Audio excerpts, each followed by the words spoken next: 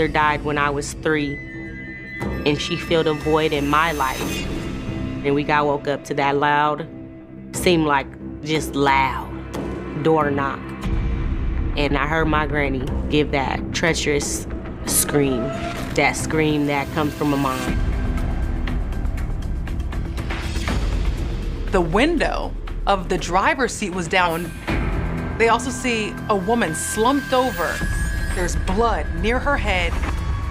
She was sitting in the car with her head resting on a pillow, as if she was making herself comfortable. He was very flashy, very talkative, over the top. She realizes, oh boy, what have I got myself involved with? Who is this man? He has killed before, and he can kill again. She said, I want to tell you about one other crime, and this one involves 4 murders. That's a bloodbath. He thought that this was a good payback. The small, quiet community of LaHabra sits half an hour southwest of Los Angeles. It's 7.1 square miles. It has industrial areas, commercial areas, and residential areas. It's basically a family community, and it has every single food restaurant you can imagine. People grow up in LaHabra and they stay in LaHabra.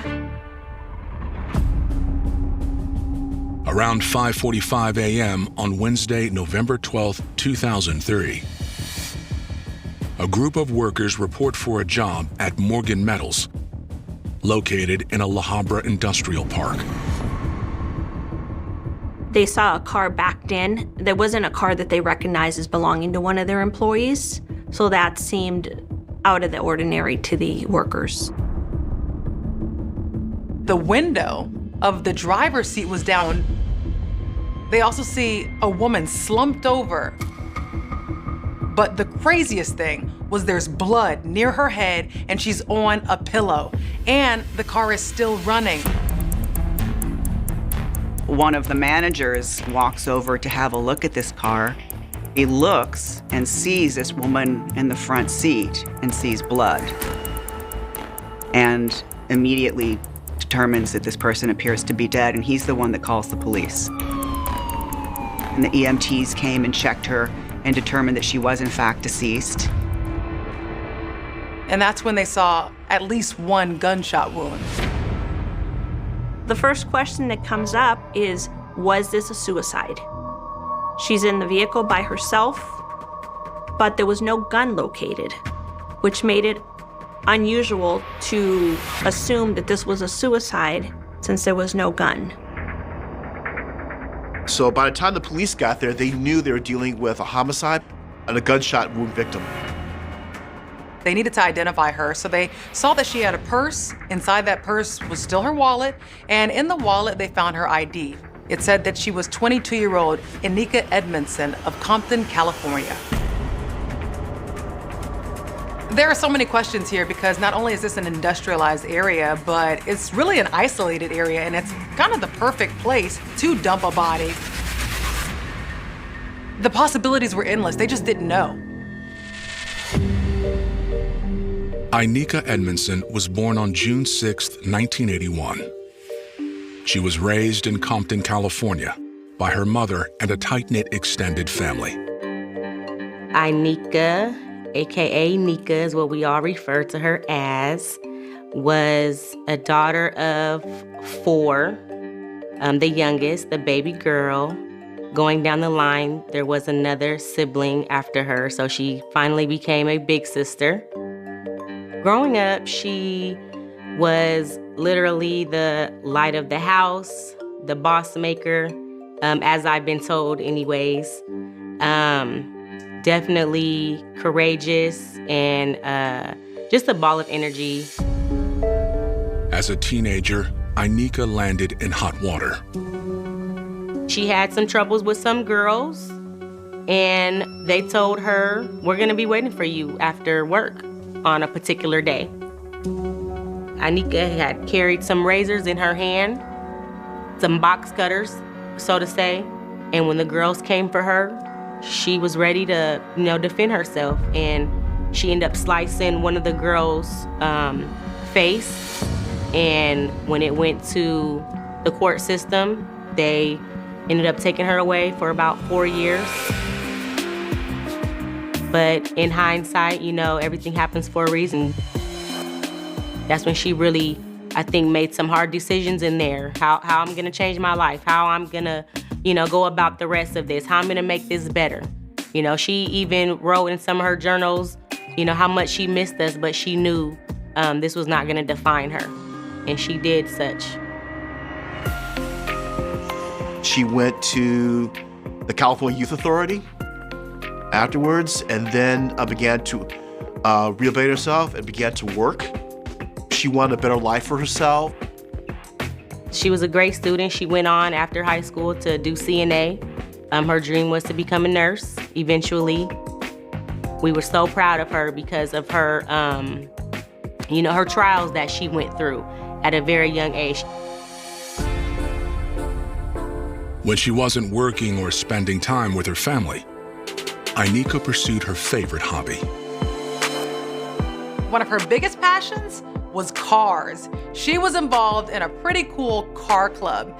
And in that club, what she really enjoyed doing on her pastimes was road trips and car shows. Car culture is timeless in LA. It's been around since the 50s or 60s. And each car club is different. The kind of cars you're driving are different. The members of the club are different. A lot of people belong to it, and Inika was like that. She really, really, really loved that car club. She was getting clothes airbrushed, jackets airbrushed. She took it to a whole nother level. She had a Toyota Corolla. She got it painted. She put TVs in there. She put rims on it. And she took it to the next level.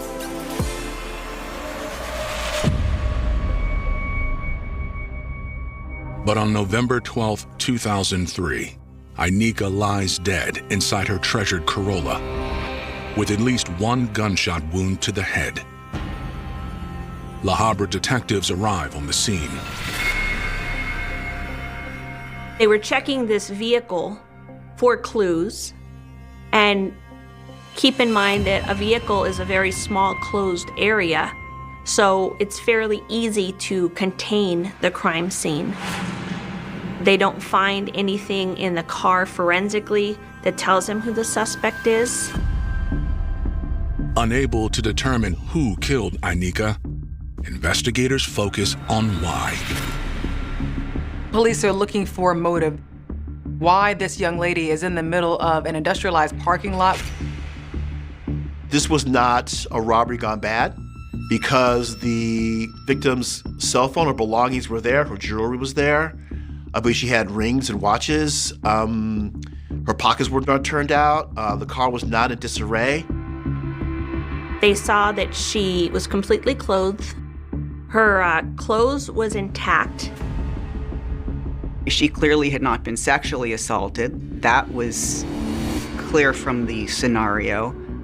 So it eliminated some of the more common motives for the murder of a female. It doesn't look like she struggled. It doesn't look like she threw anything. It doesn't look like the crime scene was chaotic. In fact, it's the opposite. Her car was backed into a parking stall, a very comfortable way to park the car. She was sitting in the car with her head resting on a pillow, as if she was making herself comfortable. She seemed to be at rest and at peace. She never saw this coming. None of it made sense. So why was she there? And why was she killed there?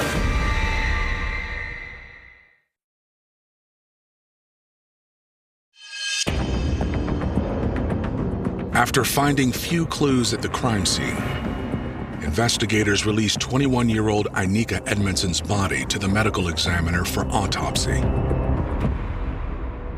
Detectives head to the address listed on Inika's driver's license. And that early morning, we got woke up to that loud, seemed like just loud, door knock. And I laid in her bed and I heard my granny give that treacherous scream. That scream that comes from a mom.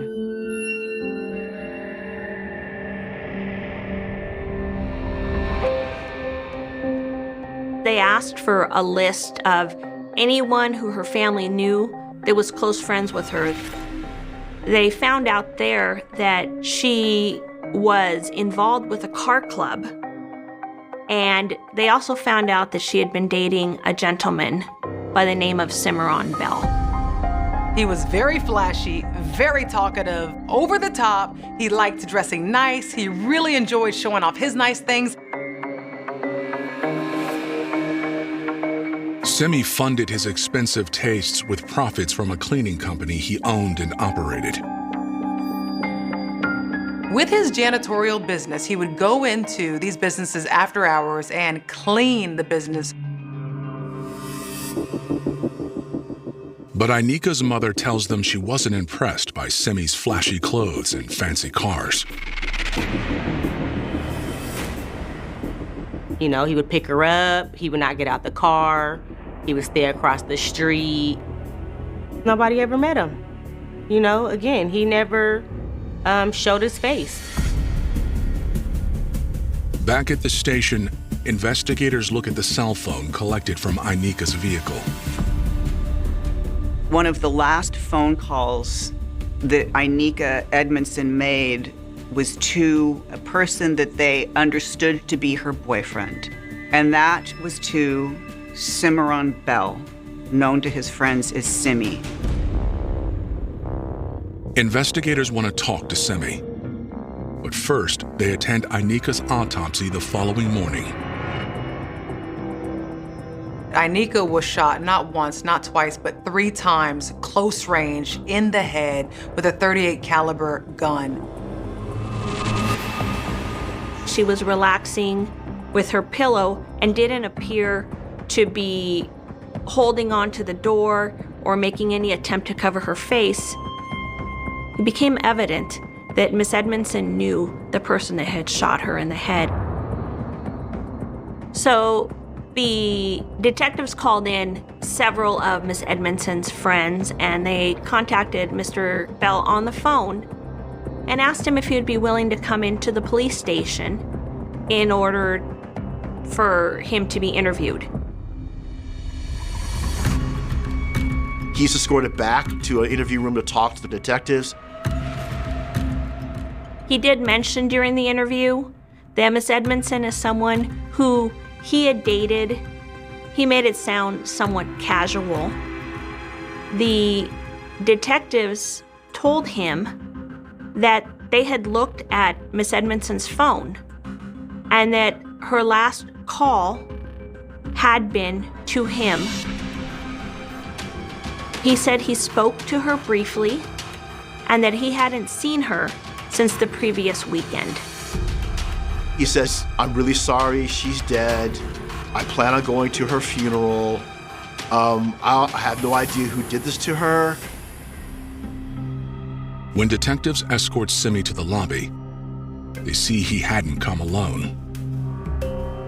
Detectives took note of a woman there waiting for him. As the first detective finished speaking to Mr. Bell and giving him his business card, the other detective asked the female if she would be willing to step outside in front of the police department so he could speak to her for a couple of minutes. So she agreed. She stepped outside, at which time she told the detective outside that her name was Nissa Wyatt. She claimed to be just a friend who had driven Mr. Bell to the police station. As for Ainika, Nissa says she barely knew her. She says, well, I didn't really know her. I only knew her through Simi, and she knows them both through the car club. Nissa has little to offer. But detectives notice that Simi is suddenly on edge. The detective who was in the lobby with Mr. Bell noticed that as soon as Miss Wyatt stepped outside, Mr. Bell got extremely nervous. His attention was diverted from the detective. He was focusing outside. At the time, we thought, okay, he might not necessarily be a suspect, but maybe we need to talk to him later on and continue to evolve this investigation to see what we can find. But for now, we're going to let him go. That's exactly what they did. Just a few days after Ainika's death, investigators have no leads. By the time it turned to January of the next year, the case was going nowhere, other than we have a dead young woman in our city. The very beginning of February, that's when there's a big and very unexpected break in the case that no one was looking for. 3 months after Ainika Edmondson's mysterious murder, police actually end up arresting Nisa Wyatt on bank fraud charges. And instead of talking about her crime, she tells police, I want to tell you about one other crime. And this one involves 4 murders.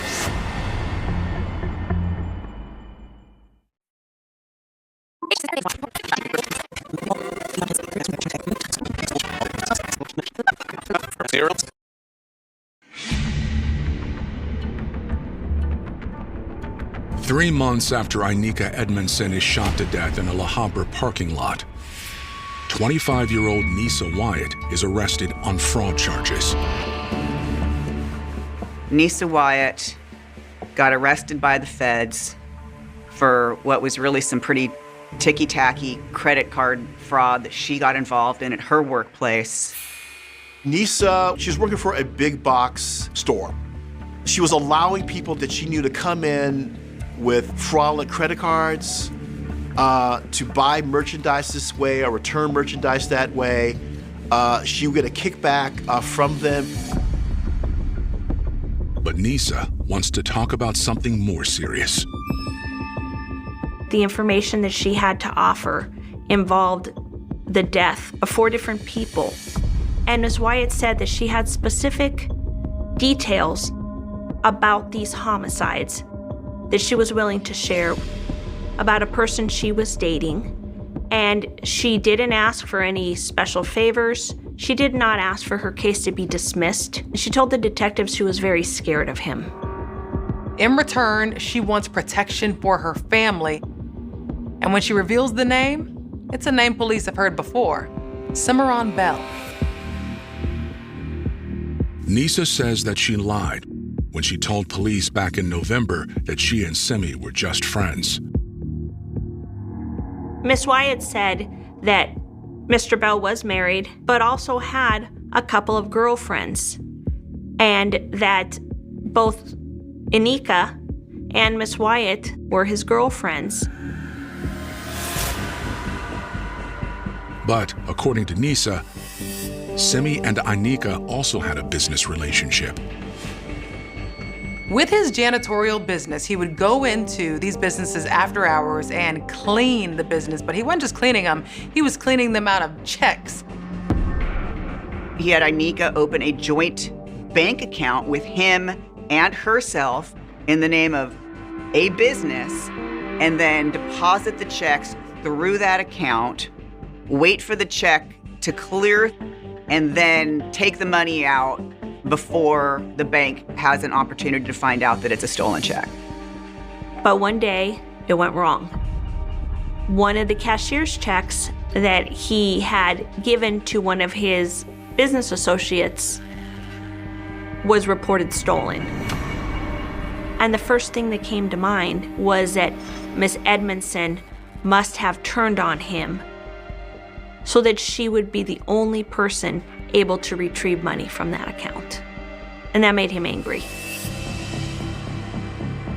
Nisa says Simi also believed Ainika was spreading rumors about their relationship. She was telling people that she and Mr. Bell were going to become exclusive, and that he had shopped for a ring. And that upset him because he said that wasn't true. According to Nisa, Simi told her he was going to get Ainika out of his life permanently. He needed to kill her in his view because this information was in the street and it might get back to his wife. Nisa says she asked Simi to give Ainika a second chance.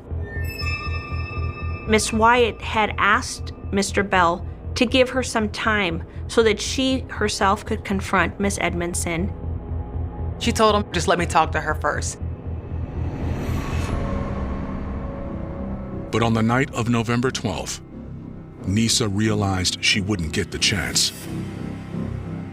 Mr. Bell called Nisa to his home. And she came there, and he was in all black. He seemed very agitated and annoyed, and he was pacing back and forth, and this was not like him at all. And when Nisa asked him, what's wrong? He said, I did it. I killed her. And she said, killed who? He said, I killed Ainika. And she did not believe him. And he said, I have to show you something. According to Nisa, they hopped in her car and he directed her to the parking lot of Morgan Metals in LaHabra. And he says, look. And so Nisa looks beyond him to her right and sees what she recognizes being Anika's car there. And it's back into a stall. There's a sticker on Anika's car, which Nisa recognizes as belonging to her. And then she realizes that Mr. Bell's telling the truth. Simi told Nisa he'd asked Ainika to meet him there so they could go to a hotel. She was waiting for him when he arrived. She is not suspecting trouble, right? She's backed into a parking space. She's got her pillow out to rest. She's got music playing. Her cell phone's in her lap. She's comfy cozy. He walked up to the car and he told her, I have to get my cell phone in the car. I've left it behind. I need to have that before we go off together. And he kissed her. He walked to his car, he put some gloves on, came back with a revolver, and shot and killed Miss Edmondson.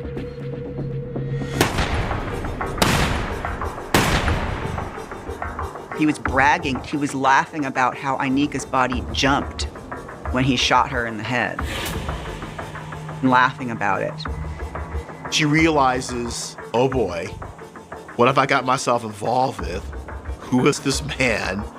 I wouldn't think he was capable of that, but apparently he is. He killed Ainika because he was afraid that Ainika was going to be providing too much information about him. He doesn't like it when people provide too much information about him, and now Nisa has too much information about him. So she's pretty realistic in thinking that she has reason to fear him. For the next 3 months, Nisa stayed in the relationship out of fear, unaware of what lay ahead. Ainika Edmondson's murder was just the first murder. Nisa had no idea that there would be more to come.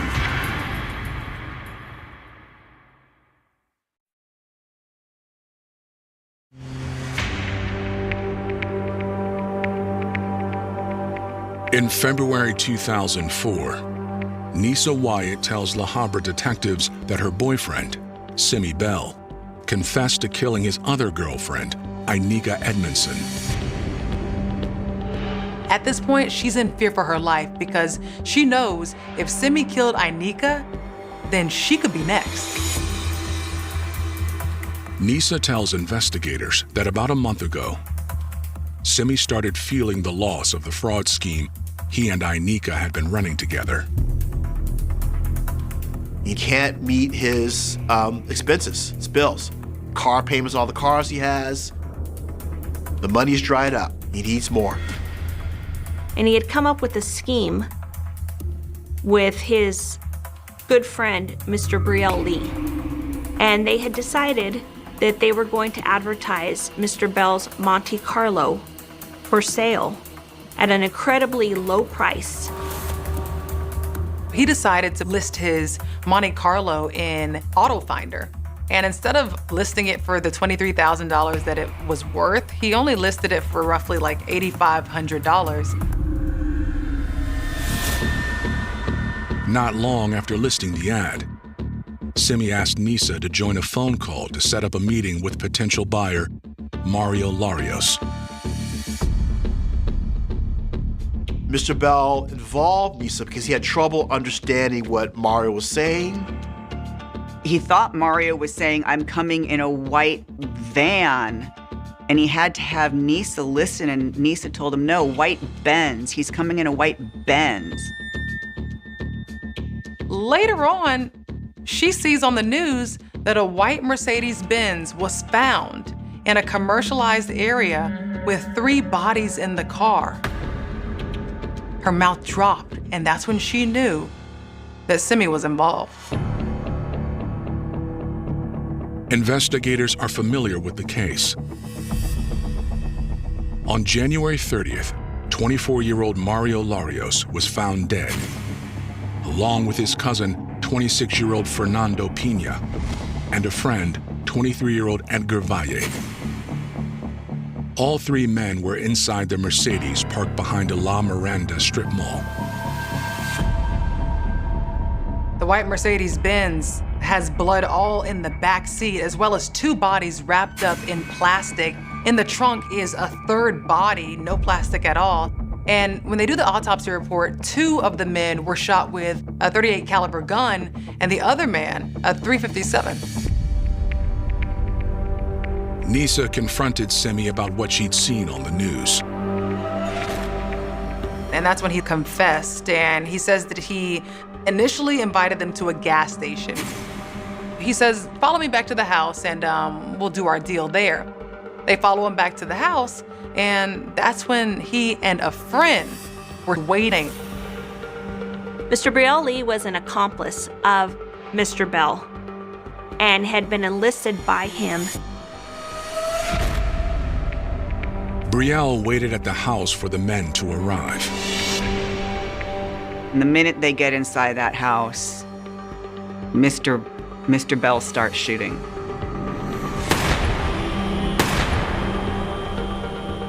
Mr. Lee is also lying in wait inside that house with the 2nd gun. Simi fatally shot Edgar. His next shots left Fernando and Mario wounded.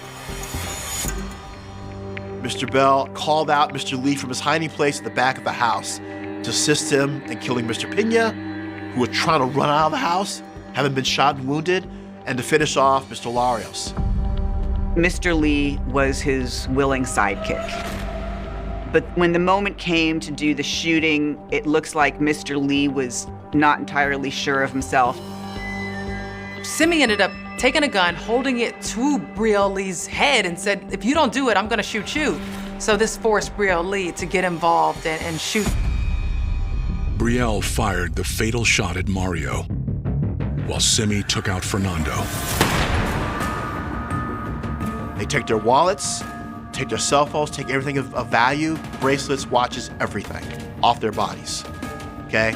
They go through the wallets and see that it's only a certain amount of cash in Mr. Larios' wallet. It's about $3,000. Brielle pulled the Mercedes into the garage. They put one of them in the trunk, and they put 2 of them inside, wrapped in plastic, and then they drove the vehicle to an empty parking lot in the city of La Mirada, and they walked away from the vehicle.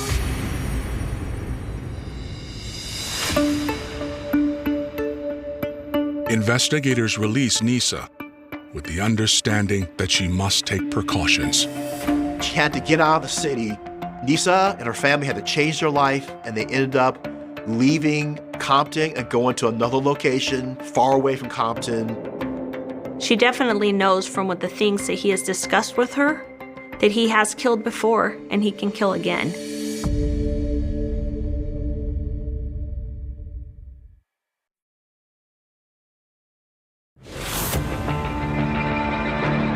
After questioning, LaHabra investigators release Nisa Wyatt, former associate of now quadruple murder suspect Simi Bell.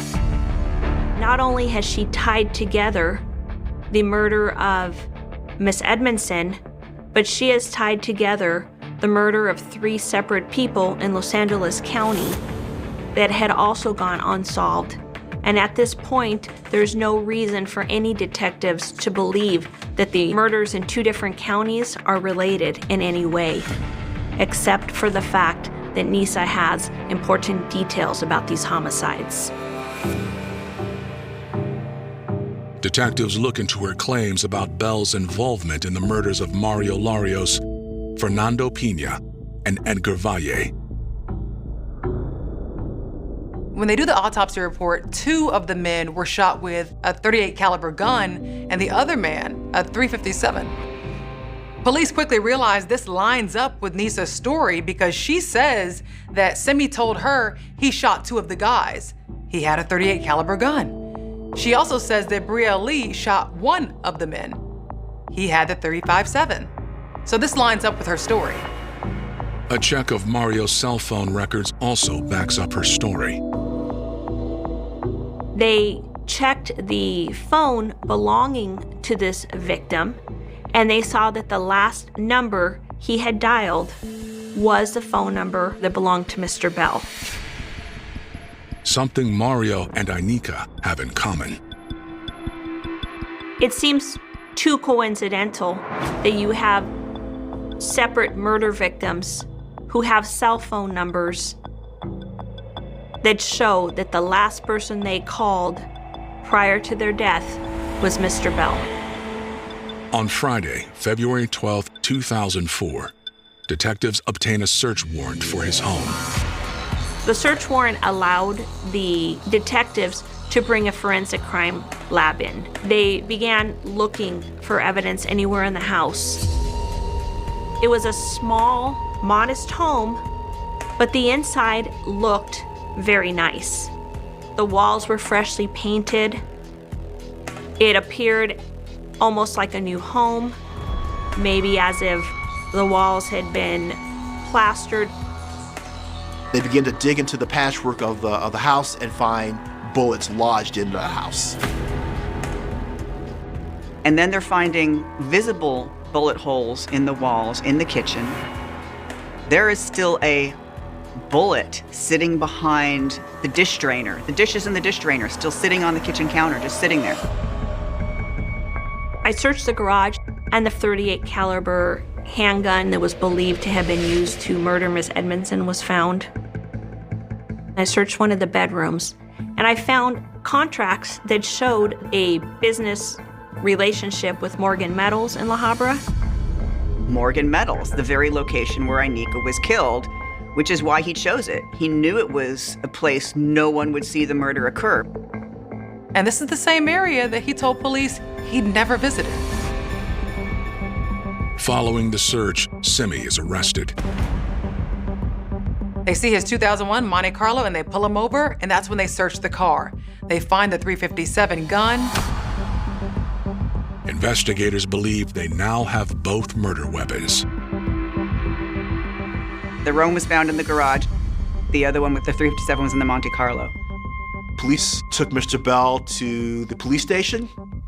They began to tell him, you've been accused of 4 murders, one involving Ainika Edmondson, the other involving 3 men, and the 3 men were killed in your house. And Mr. Bell stares ahead and puts his head in his hands and begins to cry. And says nothing after that. Nothing to say. The following day, police pick up Simi's alleged accomplice in the triple homicide, Brielle Lee. Mr. Lee is arrested and he is taken out of the police station. And he is, I wouldn't call it forthcoming, but he's more verbal than Mr. Bell. And he begins to tell the police officers a series of lies. Brielle just kept talking, and he kept changing his story. He changed his story a lot. Both Simi and Brielle plead not guilty. As for Simi, prosecutors plan to seek the ultimate punishment. A case of that magnitude, you're seeking the death penalty. We're talking about 4 murders. It was very clear that if Mr. Bell didn't like somebody that was infringing on his lifestyle or threatened to expose him, Mr. Bell's plan was to get payback.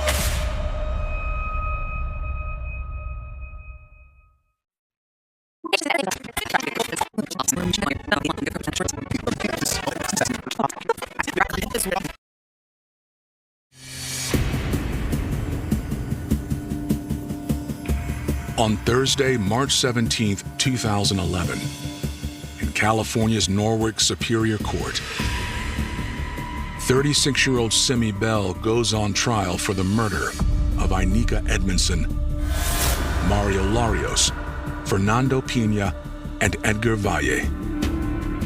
I was about 21 now. I was pregnant with my first child during this trial. My granny, she was never the same. We all showed up though, we were there every day. My dad, her brother, her sister-in-law, me, her dad, I believe, came. It was hard, hearing the details. In his opening statement, prosecutors lay out Simi's motive in Inika's death. You have his girlfriend who he was working with, and she was cool until he felt like she was in the way. He felt like she was taking money out of his pocket, and he felt like she needed to pay with her life. According to the prosecutors, Simi's motive in the triple homicide was both greed and revenge.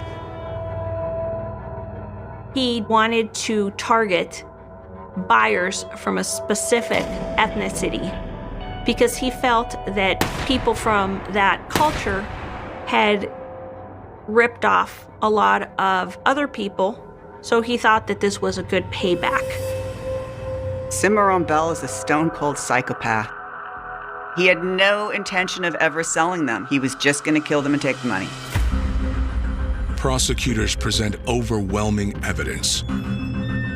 The forensic examination of the firearms tied them both to Inika Edmondson's murder as to the Rome, and then the Rome was also used to kill the individuals in the triple murder, and the .357 was used to kill Mario Larios.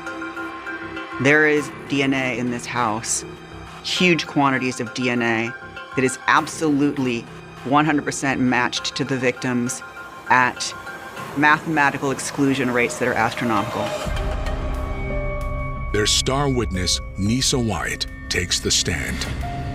This was essentially a story of payback, but he didn't see another payback coming, and that was from his other girl, Nisa. She was the backstory and motive, which was very interesting and very helpful for our understanding of why the crimes happened. Simi's attorneys take aim at Nisa's testimony. The defense attacks her credibility. They actually accuse prosecutors of making a deal with the devil. They basically told the jury, you can't believe a word out of Nisa's mouth. But the jury sees things differently. It's Nisa's testimony that ultimately forces Simi to pay the price for Inika's death, and he's found guilty of not one, not two, but all 4 murders. Mr. Bell was sentenced to death. That was the jury's recommendation, and the judge did impose a sentence of death. I mean, nothing ever makes it feel better, but it was definitely a relief for us, a relief for, us as a family, knowing that he was finally put away.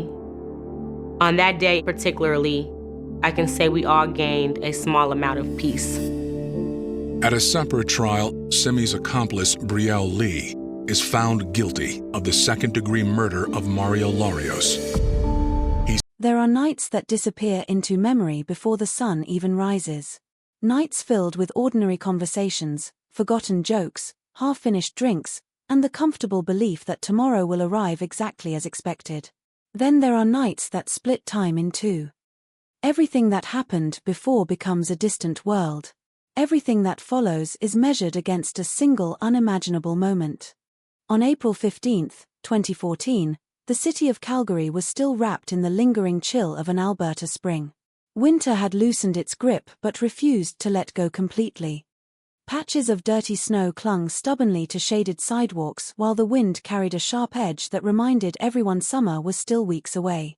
The streets surrounding the University of Calgary were unusually quiet for the early hours of the morning. Porch lights glowed softly outside student houses. A few cars remained parked along residential streets, their windshields collecting a thin layer of frost beneath the dark sky. For most people, it was simply another Tuesday morning. For dozens of university students, it marked the end of another academic year. Exams were over.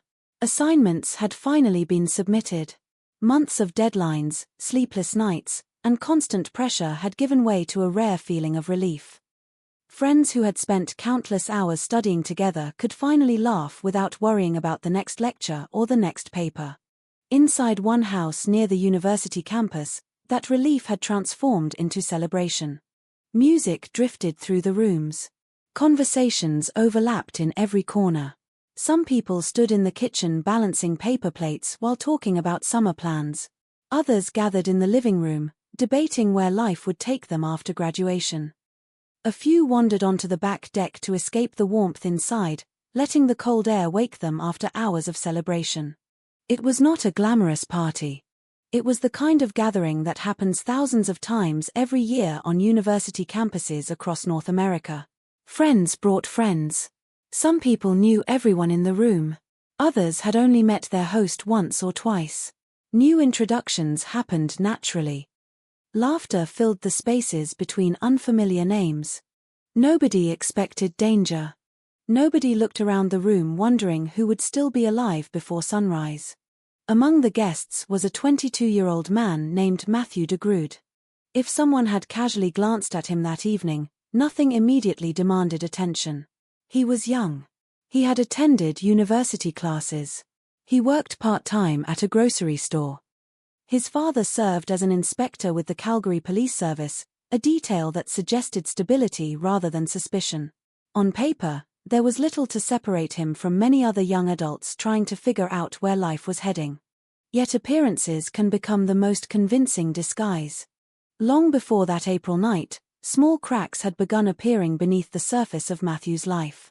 They did not resemble the dramatic scenes audiences often expect from crime stories. They were quieter, stranger, easier to dismiss. Friends noticed unusual conversations. Family members sensed growing distance. Social media posts became increasingly confusing, disconnected from reality in ways that were difficult to explain. There were messages that hinted at hopelessness.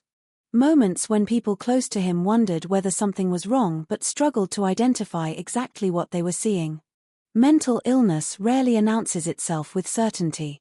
Sometimes it arrives disguised as stress. Sometimes it looks like exhaustion.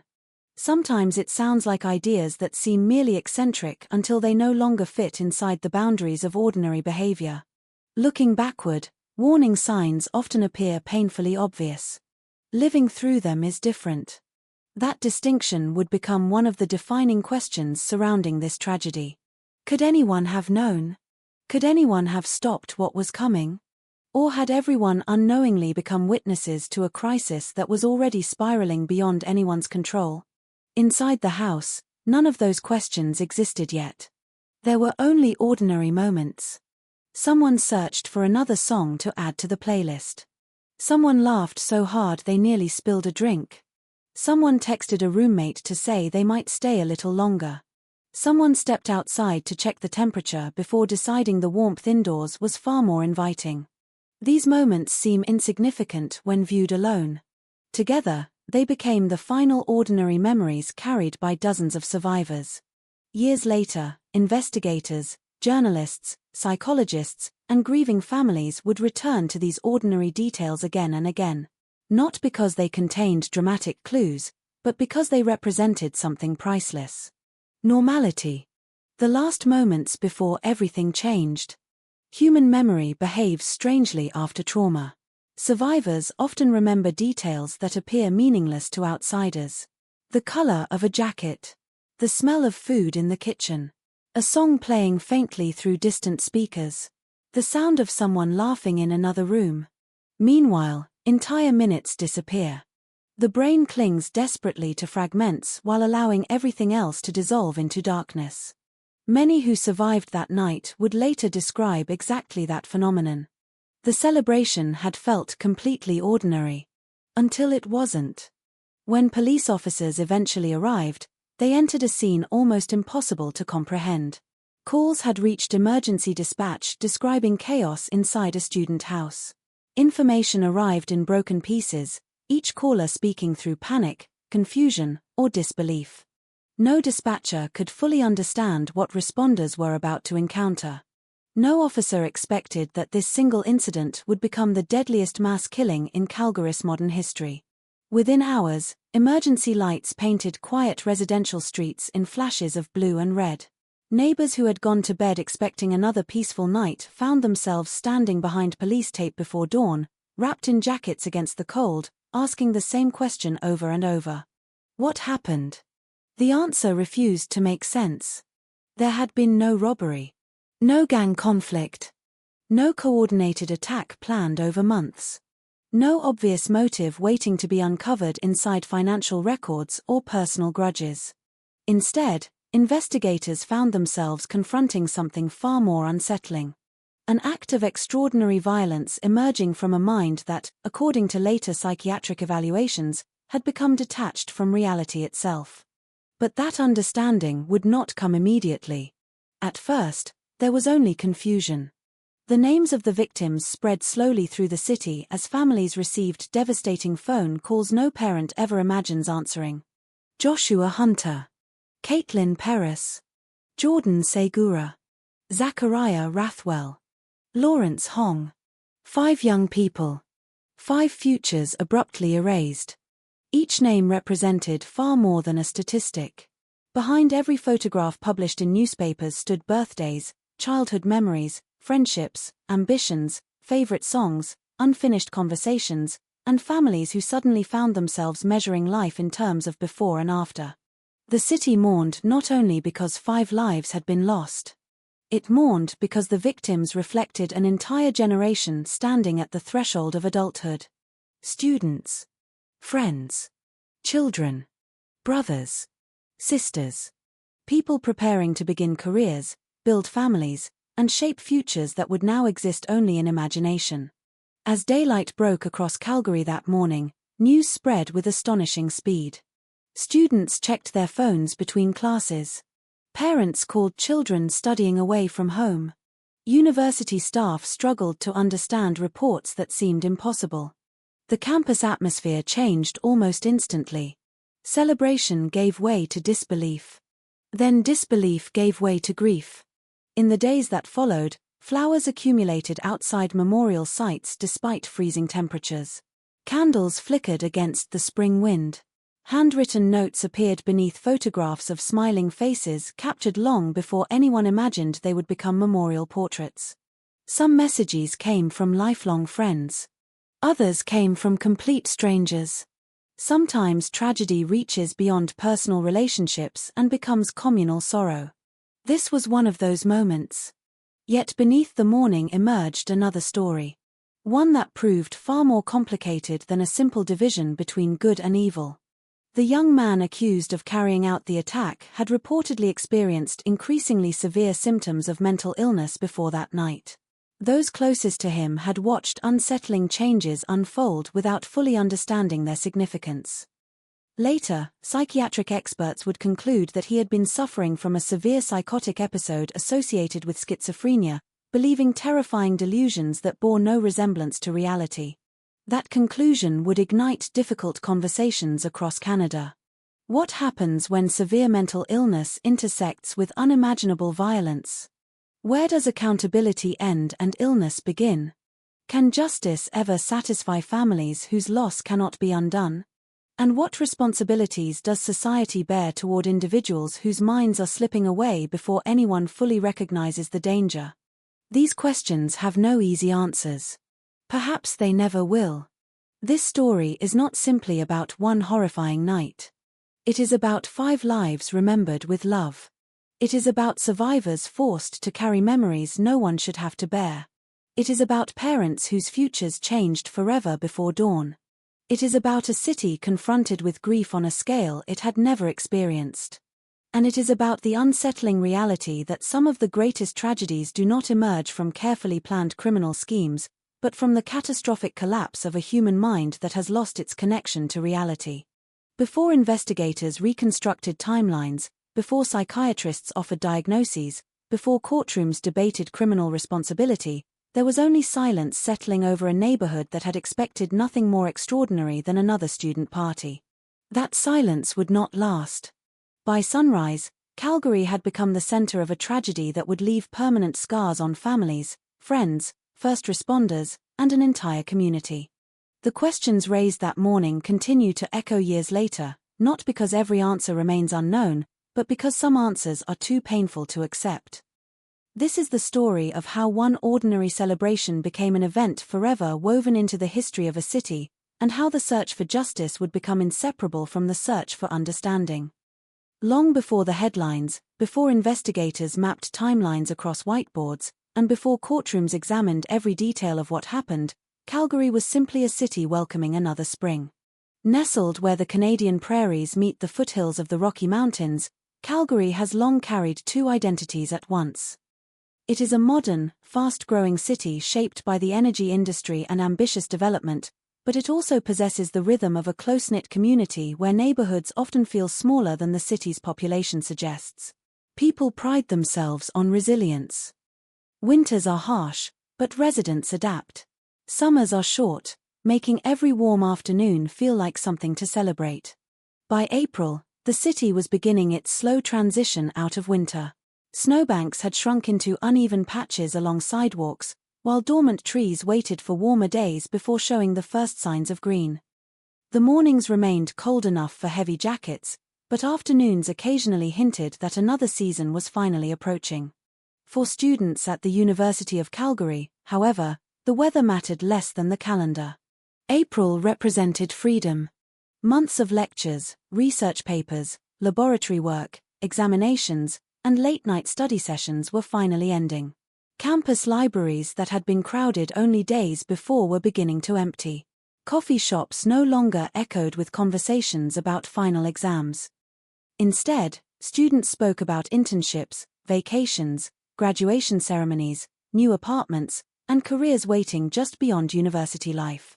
There is a particular atmosphere that settles over a university when an academic year comes to an end. The pressure that once defined every conversation suddenly disappears. Friends who had spent weeks rushing from one deadline to another finally have time to sit together without watching the clock. Small gatherings become larger celebrations almost overnight. Invitations spread quickly through text messages and social media. Someone knows someone who is hosting a party. Another person offers to bring snacks. Someone else volunteers a playlist. These celebrations are rarely extravagant. Most are ordinary. They take place inside rented houses, student apartments, or shared homes where furniture rarely matches and every room tells the story of young adults learning to live independently. Shoes collect beside front doors. Jackets pile onto beds. Disposable cups fill kitchen counters. Music travels through thin walls while neighbors silently hope the evening ends at a reasonable hour. It is a tradition repeated every year in countless university towns. Most are remembered only through photographs. This one would be remembered for an entirely different reason. The house where friends gathered during the early hours of April 15th was located in a quiet residential neighborhood near the university. It blended naturally into the surrounding streets. Nothing about its appearance suggested it would soon become one of the most recognizable crime scenes in Calgary's history. Nearby homes looked much the same. Families slept inside them. Lights gradually switched off as midnight passed. Occasionally, a passing vehicle disturbed the silence before disappearing around the next corner. For neighbors, it was simply another student gathering. Noise from parties was hardly unusual in neighborhoods close to campus. Most residents understood that university life carried its own traditions. As long as celebrations remained peaceful, they became another part of the community's rhythm. Inside the house, guests arrived gradually rather than all at once. Some had known each other for years. Others had met only recently through classes, mutual friends, or part-time jobs. Many were entering a stage of life filled with possibility. Graduation stood just ahead for some. Others still had years remaining before completing their degrees. Their conversations reflected the uncertainty familiar to countless young adults. Where would they live after graduation? Which job offer should they accept? Would friendships survive after everyone moved in different directions? Would they ever again find themselves in the same room together? No one realized that these ordinary conversations would later become treasured memories for those fortunate enough to leave the house alive. Among the guests were people with different personalities and different dreams, yet they shared something important. They believed they had time. Time to travel. Time to build careers. Time to repair strained relationships. Time to call their parents tomorrow instead of tonight. Time to become whoever they imagined themselves becoming. The future often feels limitless when people are in their early 20s. Its fragility rarely enters the conversation. The victims who would later be mourned across Calgary reflected that optimism in different ways. Each had followed a unique path to the university community. Some balanced demanding academic schedules with part-time employment. Others volunteered, pursued creative interests, or invested deeply in friendships that had become second families far from home. Those who knew them would later describe kindness more often than achievement. They remembered encouragement offered during stressful semesters. Shared meals after long study sessions. Quiet acts of generosity that never appeared remarkable at the time because they seemed entirely consistent with the people they had become. These memories mattered because they restored individuality to names that risked becoming statistics. They reminded the public that each victim occupied a place in countless personal stories extending far beyond one tragic night. While life inside the party unfolded naturally, another story had been developing elsewhere. Matthew de Groot was 22 years old. To acquaintances, his life appeared relatively ordinary. He had attended university, worked at a grocery store, and came from a family familiar with public service. His father held a respected position within the Calgary Police Service, a fact that many assumed reflected stability at home. Appearances, however, rarely reveal internal struggles. In the weeks leading up to April 15th, those closest to Matthew had begun noticing changes that were difficult to explain. His behavior became increasingly unusual. Conversations sometimes wandered into ideas that seemed disconnected from reality. Online posts grew stranger. Family members reportedly became concerned enough to recognize that something was wrong, even if they could not fully understand the nature of the crisis unfolding before them. Mental illness often develops gradually rather than dramatically. Symptoms can resemble stress, anxiety, depression, sleep deprivation, or emotional exhaustion before becoming unmistakably severe. For families experiencing those changes in real time, certainty is elusive. Loved ones search for explanations that feel less frightening. Perhaps it is temporary. Perhaps the pressure of school is overwhelming. Perhaps more rest will help. Only later, after tragedy strikes, do isolated moments seem to align into a pattern. This hindsight creates painful questions. Could intervention have happened sooner? Would earlier treatment have changed the outcome? Or had the illness already advanced beyond what those around him could recognize? These questions became central to understanding the case, but on the evening of the gathering they remained invisible to nearly everyone present. The guests saw another young adult arriving at a celebration. They did not see the severe psychiatric illness that experts would later conclude had profoundly distorted his perception of reality. That distinction would shape not only the investigation but also years of legal proceedings and public debate. Outside the house, Calgary continued moving through another ordinary night. Emergency room staff treated routine injuries. Taxi drivers searched for their final passengers before dawn. Bakery employees began preparing fresh bread for the morning rush. Police officers responded to traffic stops, noise complaints, and the countless unpredictable calls that fill overnight shifts. Nothing suggested that history was quietly approaching one residential street. Crime stories often focus exclusively on dramatic moments, but tragedy is frequently framed by ordinary life continuing elsewhere. While one neighborhood slept peacefully, countless families assumed their children were safe at gatherings much like this one. Parents expected morning text messages. Roommates assumed everyone would eventually return home. Friends planned to meet again later that week. The future remained unwritten. That ordinary confidence would soon be shattered. When historians and criminologists later examined the Calgary killings, many emphasized that the setting itself contributed to the collective shock experienced across Canada. This was not an isolated location associated with organized crime or repeated violence. It was a familiar student neighborhood where young adults built friendships, pursued education, and imagined successful futures. The setting challenged deeply held assumptions. If something so devastating could happen during an ordinary celebration among friends, then the comforting distance many people place between themselves and tragedy suddenly felt much smaller. For the University of Calgary community, the emotional impact extended well beyond those who personally knew the victims. Students recognized themselves in the story. They had attended similar parties, walked the same streets, studied in the same lecture halls, laughed with friends about the same exams and future plans. The tragedy transformed familiar places into spaces of mourning. Campus buildings that had represented opportunity became locations where students embraced one another through tears. Faculty members faced classrooms filled with grief instead of anticipation. Counseling services expanded support as the community struggled to process events that seemed incompatible with everything university life was supposed to represent.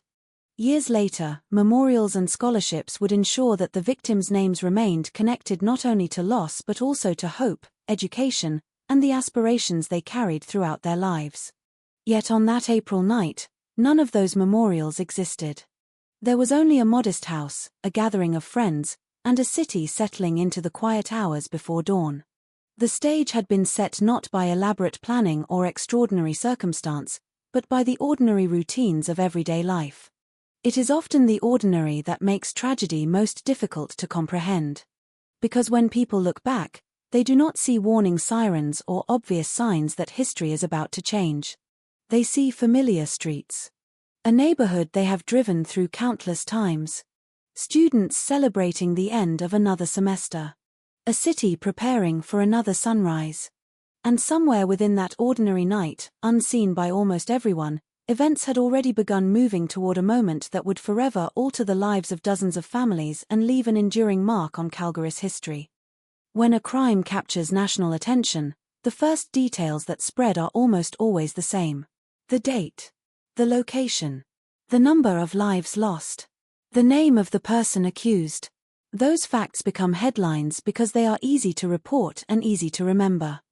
Yet they also risk reducing human lives to statistics, as though the people at the center of the tragedy existed only in relation to the violence that ended their futures. The 5 young people remembered in this case were far more than victims. Each had a family who knew the sound of their laughter without looking up. Each had friends who could recognize their footsteps in a crowded hallway. Each carried dreams that had been quietly taking shape through years of hard work, ordinary routines, and countless small decisions that seemed insignificant at the time. Like so many young adults in their 20s, they stood at an age where life felt wide open. The future was not a single path but a landscape filled with possibilities. That is what made their loss so difficult for Calgary to comprehend. They were not strangers living distant lives. They were students, co-workers, classmates, siblings, sons, daughters, and friends whose stories intersected with hundreds of others throughout the city.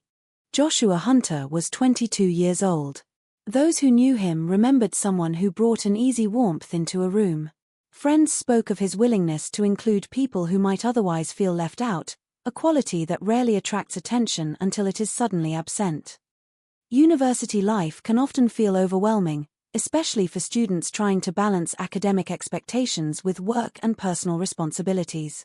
People who naturally make others feel welcome become quiet anchors within those communities. Joshua was remembered as one of those people. Like many students approaching the next chapter of adulthood, he was looking ahead rather than backward. Conversations with friends often revolved around future opportunities, shared plans, and the uncertainty that accompanies graduation. None of those discussions carried a sense of urgency. There would always be another chance to meet, another celebration, another conversation. His family could not have imagined that the last ordinary interaction they shared with him would become a memory replayed countless times in the years that followed. Grief often searches for overlooked details. A final text message. A brief phone call. A goodbye that seemed routine at the time but later becomes precious because it can never happen again.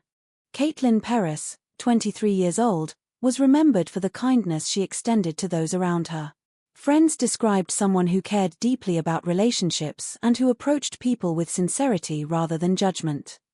In every group of friends, there is often one person who remembers birthdays, checks in after difficult days, and notices when someone has grown unusually quiet. Acts like these rarely appear remarkable while they are happening. Their significance becomes clear only after they are gone. The people closest to Caitlin later remembered ordinary moments more vividly than extraordinary ones. Shared meals. Long conversations. Quiet evenings spent talking about plans that seemed limitless. These memories reflected a truth that often emerges after tragedy. What families treasure most are not grand achievements but everyday expressions of love, generosity, and companionship. Jordan Segura, also 23, was known among friends as someone whose presence naturally lifted the atmosphere around him. University communities are built upon friendships formed under unique circumstances. Students spend years navigating stress together, celebrating successes, and encouraging one another through disappointments. Those experiences create bonds that can feel as strong as family, particularly for young adults living away from home. Jordan was part of that shared experience. The friendships surrounding him had developed not because of extraordinary events but because of hundreds of ordinary days spent studying, working, laughing, and imagining the future together. His death left an absence that classmates struggled to describe. There were empty seats in familiar places. Messages that would never receive replies. Plans that quietly dissolved because one of the people expected to be there no longer could be. Zachariah Rathwell was 23 years old. Those who knew him remembered his enthusiasm for life and the sense of possibility that accompanied conversations about the future.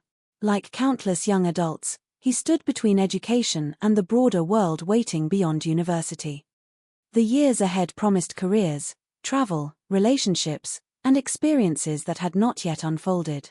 For families, one of the most painful aspects of sudden loss is not only remembering who someone was but imagining everything they never had the opportunity to become. Parents naturally picture future milestones long before they arrive. Graduations lead to careers. Careers lead to new homes. Birthdays become weddings. Eventually, there may be grandchildren. These expectations are woven quietly into everyday life until tragedy interrupts them all at once. Lawrence Hong, at 27, was the oldest of the 5 victims. He had already accumulated more life experience than many of the other guests at the gathering, yet friends remembered him with the same affection and respect that united those who knew each of the victims. Age mattered little within that circle of friendships. What connected them was trust, familiarity, and the ordinary confidence that comes from believing the people around you are safe. Lawrence's family, like the others, would later face the unimaginable task of reconstructing a future that no longer existed. Every photograph acquired new meaning. Every celebration became incomplete. Every holiday carried an empty place that could never truly be filled. The stories of these 5 young people differed in countless ways, yet they shared important similarities. They had invested years into education, friendships, and personal growth. They represented the optimism commonly found among people beginning adult life. Their ambitions were still evolving, their identities still expanding, their futures still unwritten. That shared sense of possibility resonated throughout Calgary after the tragedy. People recognized themselves in the victims. Parents saw their own children. Students saw classmates. Young professionals saw friends who were navigating the same uncertain transition into adulthood. This identification transformed private grief into collective mourning. Within days, memorials began appearing across the university community. Flowers accumulated despite the lingering cold of spring. Handwritten messages expressed sorrow, disbelief, and solidarity. Candles flickered during evening vigils as students, faculty members, families, and strangers stood together in silence. The gatherings served more than one purpose. They honored the lives that had been lost. They also reminded an entire community that violence would not be allowed to define the memory of those 5 individuals. Instead of focusing solely on the circumstances of their deaths, people spoke about the qualities that had shaped their lives. Compassion, humor, curiosity, loyalty, determination. These were the characteristics repeated by classmates, professors, co-workers, and relatives. The University of Calgary itself became a place where grief and resilience existed side by side. Lecture halls continued to fill with students, but conversations had changed. Academic deadlines suddenly seemed less important than checking on friends. Counseling services expanded support as many struggled to process emotions they had never before encountered on such a scale. Professors recognized that concentration would be difficult. Some classrooms began with moments of reflection rather than instruction. Others encouraged students simply to speak openly about what they were feeling. There was no single way to respond to such profound loss. For survivors of the gathering, the emotional burden proved especially complex. Alongside grief came questions that often follow traumatic events. Why had they survived when others had not? Could they have done something differently? Were there warning signs they had failed to recognize? Mental health professionals understand that these questions rarely produce satisfying answers. Survivors' guilt often emerges despite the absence of personal responsibility. The human mind searches for explanations because accepting randomness can feel unbearable. The families of the victims faced a different journey. Public attention inevitably focused on the criminal investigation and later on the legal proceedings. Yet behind every news report were parents, siblings, grandparents, cousins, and lifelong friends learning to navigate life after unimaginable loss. Their grief unfolded far from courtroom cameras and newspaper headlines. Birthdays continued to arrive. Anniversaries returned each year. Family celebrations carried quiet reminders of someone who should have been present. Over time, remembrance took many forms.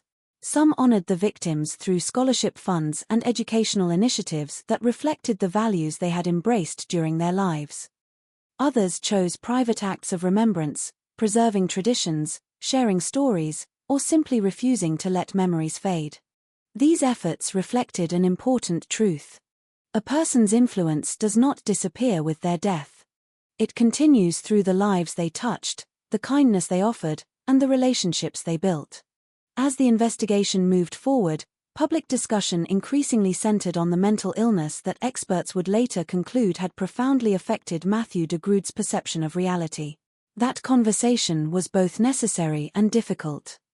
It raised important questions about recognition, treatment, and prevention. Yet it also risked shifting attention away from the individuals whose lives had been taken. Remembering the victims means recognizing that this story did not begin with violence. It began with 5 people living ordinary lives. They attended classes, made plans with friends, worried about exams, celebrated accomplishments, and imagined futures that seemed certain to arrive. They entered a gathering expecting nothing more than another evening among friends. Their names endure not because of the tragedy alone, but because of the lives they lived before it.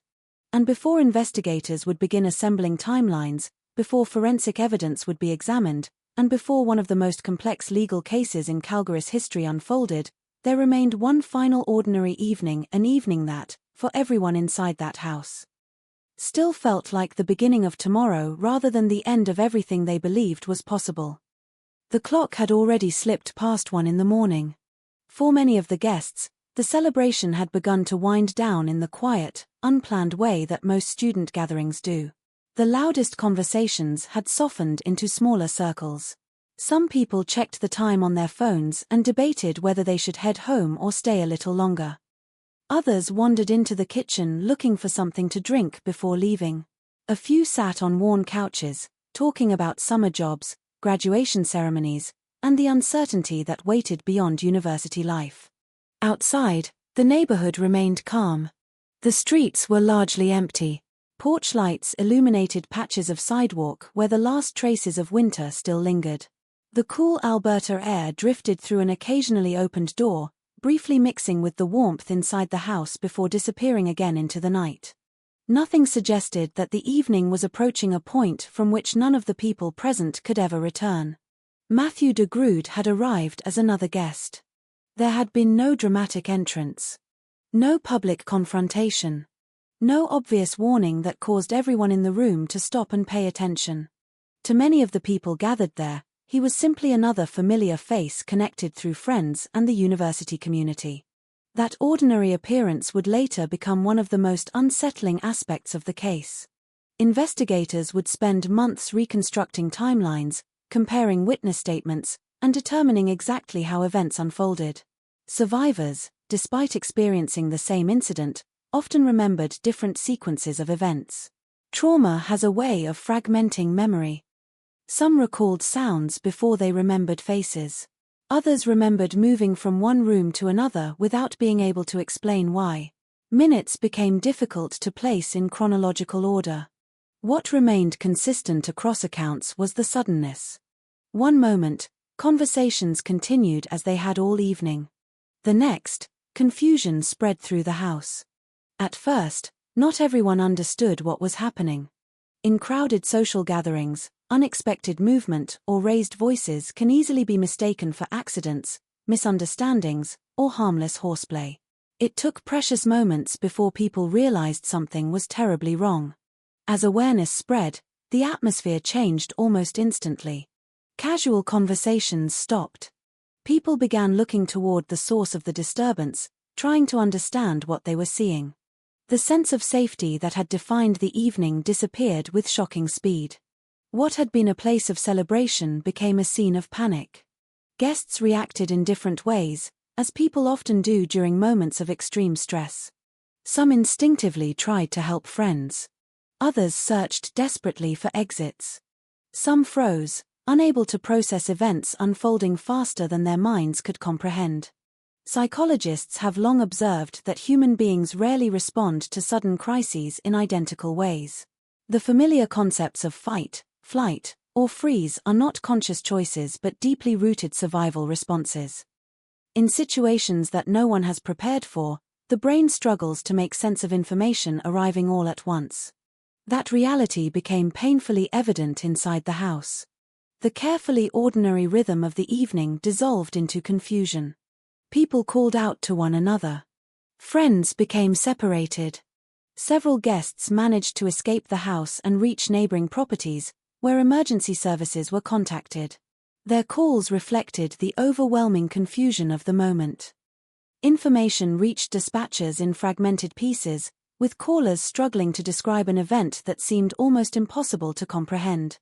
Emergency operators worked quickly to gather essential details while police officers and paramedics were dispatched. For those waiting outside, time seemed to slow. Every passing second felt impossibly long. Many later described standing in disbelief, looking back toward the house where only minutes earlier friends had been laughing together. The contrast between those ordinary moments and the unfolding tragedy became something survivors carried with them for years. Meanwhile, Matthew de Groot left the area before first responders arrived. His departure marked the beginning of an urgent police search. At that stage, officers possessed only limited information. They knew multiple people had been seriously injured, that the suspect had fled, and that every minute mattered. Calgary police rapidly coordinated a search across the surrounding neighborhood. Patrol units moved through nearby streets while additional resources were requested. A police dog team joined the search, following evidence left behind in the darkness. The neighborhood that had been silent only an hour earlier now filled with flashing emergency lights. Residents awakened by sirens stepped cautiously outside, only to find police securing streets that had seemed perfectly ordinary before they went to sleep. Many had no idea what had happened. They saw officers moving quickly between houses. Ambulances arriving in succession. Neighbors gathering behind police tape. Questions spread almost as rapidly as rumors. Parents called children studying at the university. Students checked messages from friends. No one yet understood the scale of the tragedy. Approximately 40 minutes after the attack, officers located Matthew de Grood with the assistance of the police dog team. He was taken into custody without further violence. Those involved in the arrest immediately noticed behavior that appeared deeply unusual. According to evidence later presented in court, he was carrying garlic and expressing beliefs disconnected from reality. During subsequent psychiatric evaluations, experts concluded that he had been experiencing severe psychosis associated with schizophrenia. He later described believing he was confronting supernatural beings rather than perceiving the world as it actually existed. That information would become critically important during the legal proceedings years later. On that night, however, officers were focused on immediate priorities. The house itself had become a major crime scene.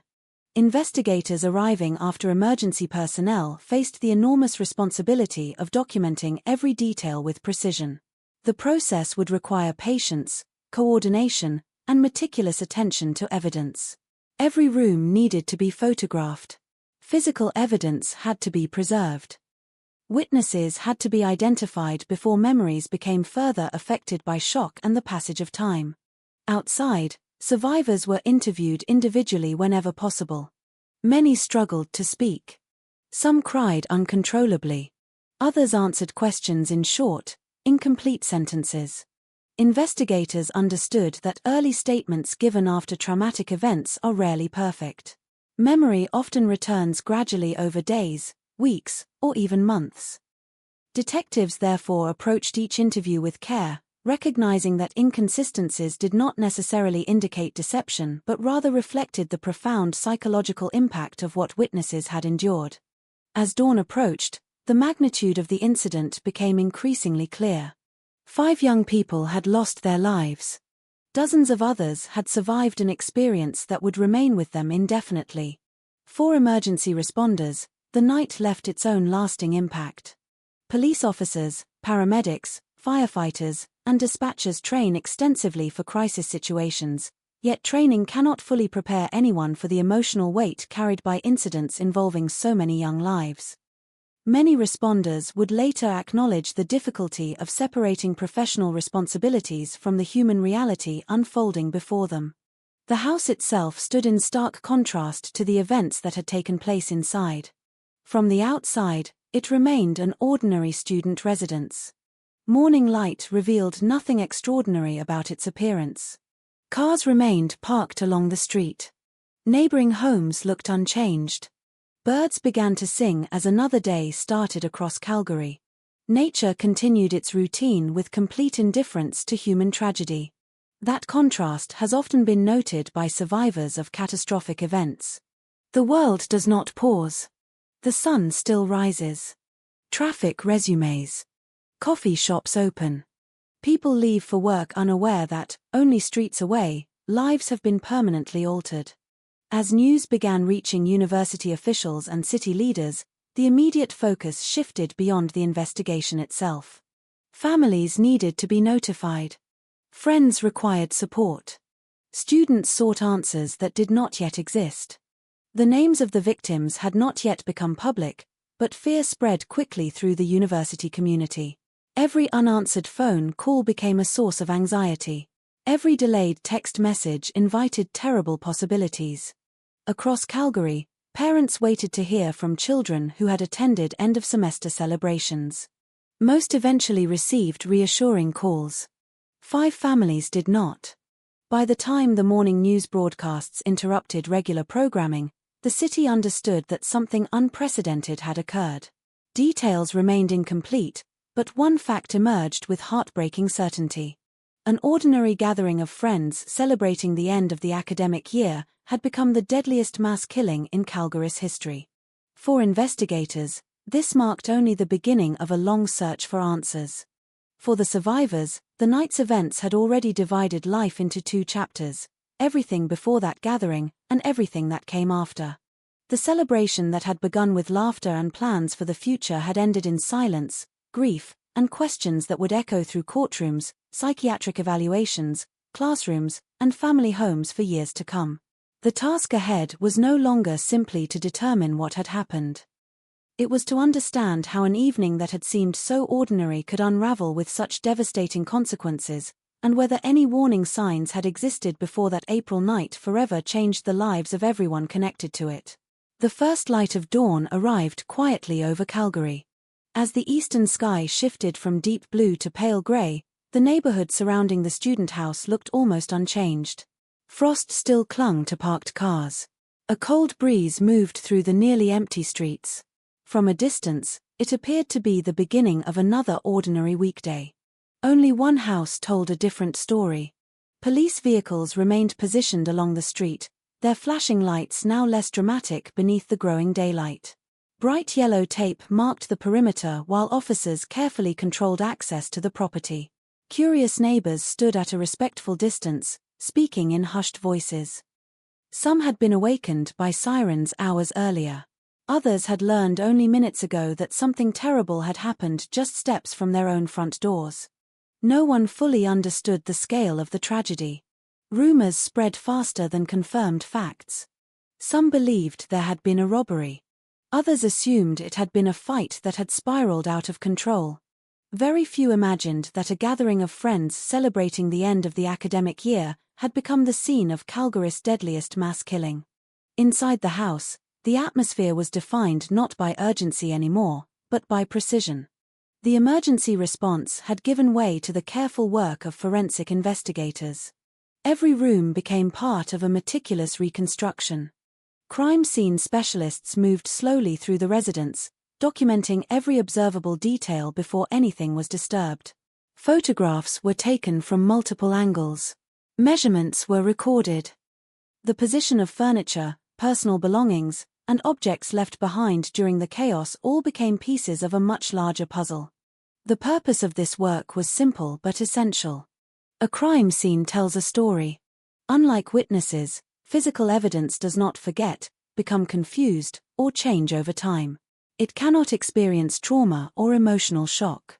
Every observation, no matter how insignificant it may appear, has the potential to clarify the sequence of events.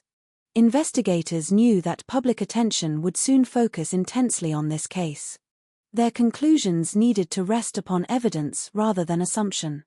Outside the property, detectives began organizing what would become dozens of interviews. Many survivors had spent the remainder of the night speaking with officers. Few had slept. Some remained wrapped in borrowed blankets as they waited to provide additional statements. Shock affected everyone differently. Some witnesses spoke continuously, trying to recall every second they could remember. Others struggled to answer even simple questions. Several apologized repeatedly because they could not place events in chronological order. Experienced investigators recognized this immediately. Traumatic memories rarely unfold like scenes in a film. Instead, they often emerge as disconnected fragments. A familiar face. A hallway. Someone calling a name. A door opening. A sudden realization that something was terribly wrong. Rather than forcing witnesses into a rigid timeline, detectives allowed them to describe events naturally, understanding that consistency would emerge only after many individual accounts were compared. As more statements were collected, a clearer picture began to develop. The gathering itself had been peaceful. Guests had spent the evening talking, listening to music, and celebrating the conclusion of the academic year. There had been no prolonged argument that suggested violence was about to occur. No ongoing dispute between groups of friends. No indication that those attending believed they were in danger. This finding would become one of the defining characteristics of the investigation. The violence had arrived with extraordinary suddenness. That realization deepened the emotional impact for everyone connected to the case. Families, friends, and members of the university community searched desperately for an explanation that felt understandable. Instead, investigators found themselves confronting an incident that appeared almost impossible to explain through ordinary motives. Throughout the morning, another difficult responsibility unfolded away from public view. Specially trained officers began notifying the families of those who had lost their lives. There is no routine way to deliver news that permanently changes a family.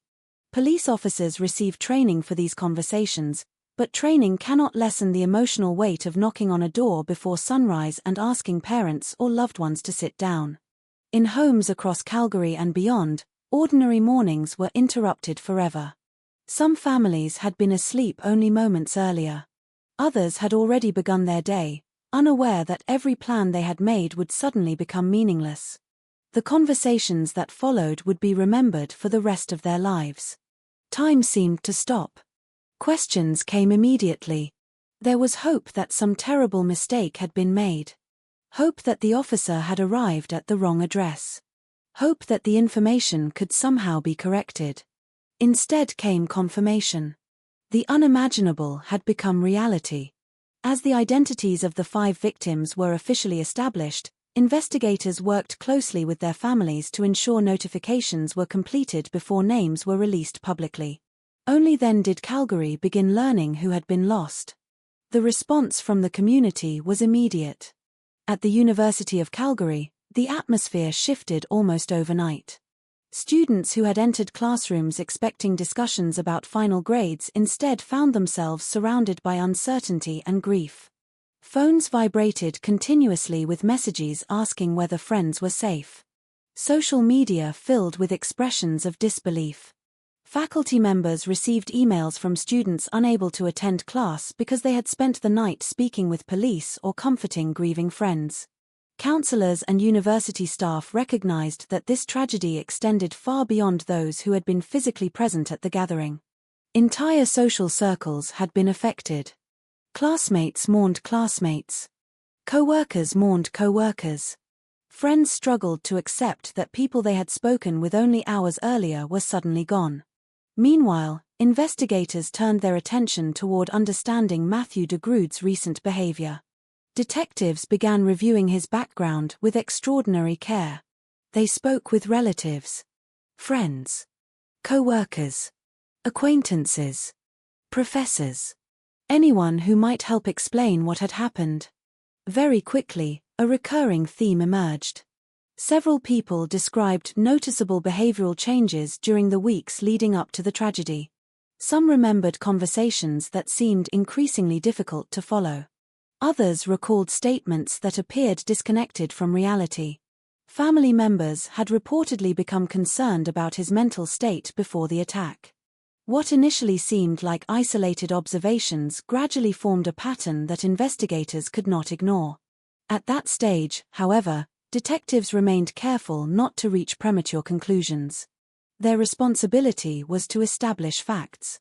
Psychiatric explanations would come later.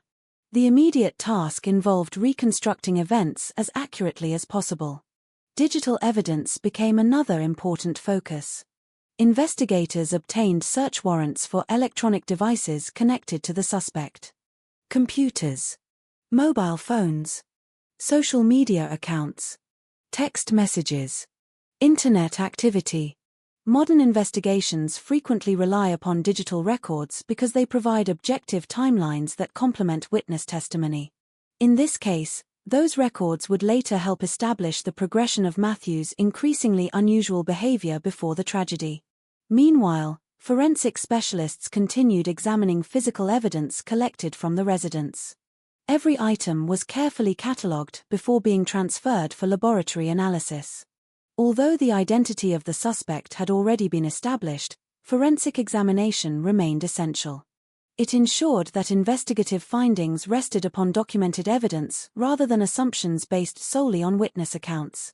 As hours became days, the scale of the investigation expanded considerably. Multiple detective units worked simultaneously. Some concentrated on witness interviews. Others reviewed surveillance footage from nearby streets. Still others focused on behavioral analysis, attempting to understand not only what had occurred but why. Yet the deeper investigators looked, the more unusual the case appeared. Traditional motives remained absent. There was no evidence suggesting financial gain. No indication of organized criminal involvement. No history of prolonged conflict between the suspect and the victims. The randomness perceived by survivors became one of the investigation's greatest challenges. Public attention intensified. News organizations across Canada dispatched reporters to Calgary. Television crews established positions outside police headquarters and near the university campus. Journalists sought interviews with neighbors, classmates, professors, and anyone willing to describe the victims. The city suddenly found itself under a national spotlight. Calgary had experienced tragedy before, but nothing quite like this. Public officials urged patience while the investigation continued. Police held media briefings, confirming verified facts while avoiding speculation. They understood that incomplete information could easily generate damaging rumors. The investigation required accuracy more than speed. Behind every press conference stood hundreds of hours of unseen work. Detectives reviewing interview transcripts. Forensic analysts preparing reports. Officers following up on seemingly minor details that might later prove significant. Although the suspect had been apprehended within approximately 40 minutes of the attack, solving the case involved much more than identifying who had been responsible. Investigators needed to understand the complete sequence of events. They needed to determine whether warning signs had existed, whether opportunities for intervention had been missed, whether this tragedy could have been prevented. These questions extended beyond criminal responsibility. They touched upon mental health, family support systems, and society's ability to recognize severe psychiatric illness before it reaches a catastrophic point. By the end of those first several days, investigators had assembled an increasingly detailed timeline. The facts surrounding the incident itself were becoming clearer. Yet another, more complicated story was only beginning to emerge. It was a story that would move beyond traditional criminal investigation and into the worlds of psychiatry, neuroscience, and law. As detectives organized evidence for prosecutors, medical experts began examining something no photograph, fingerprint, or witness statement could fully explain. They needed to understand the condition of the mind behind the tragedy. That question, far more than the question of identity, would ultimately shape every courtroom argument, every psychiatric evaluation, and every difficult conversation that followed. The discovery of what had happened inside the house had answered the first and most immediate question. 5 promising young lives had been lost. But the next question proved infinitely more complex. How could such an unimaginable event have unfolded during what had begun as an ordinary celebration among friends? The search for that answer was only just beginning. In the days that followed, the pace of the investigation accelerated, but the answers did not come as quickly as the public hoped. From the outside, the case appeared deceptively simple. The suspect had been identified within minutes. He had been arrested shortly after leaving the scene. There was no mystery surrounding who had carried out the attack. Yet for the detectives assigned to the investigation, identifying the suspect was only the beginning. The far more difficult task was understanding why. Major crime investigations are rarely built around a single question. Instead, investigators work through dozens of smaller ones, each requiring evidence rather than assumption. They reconstruct timelines minute by minute.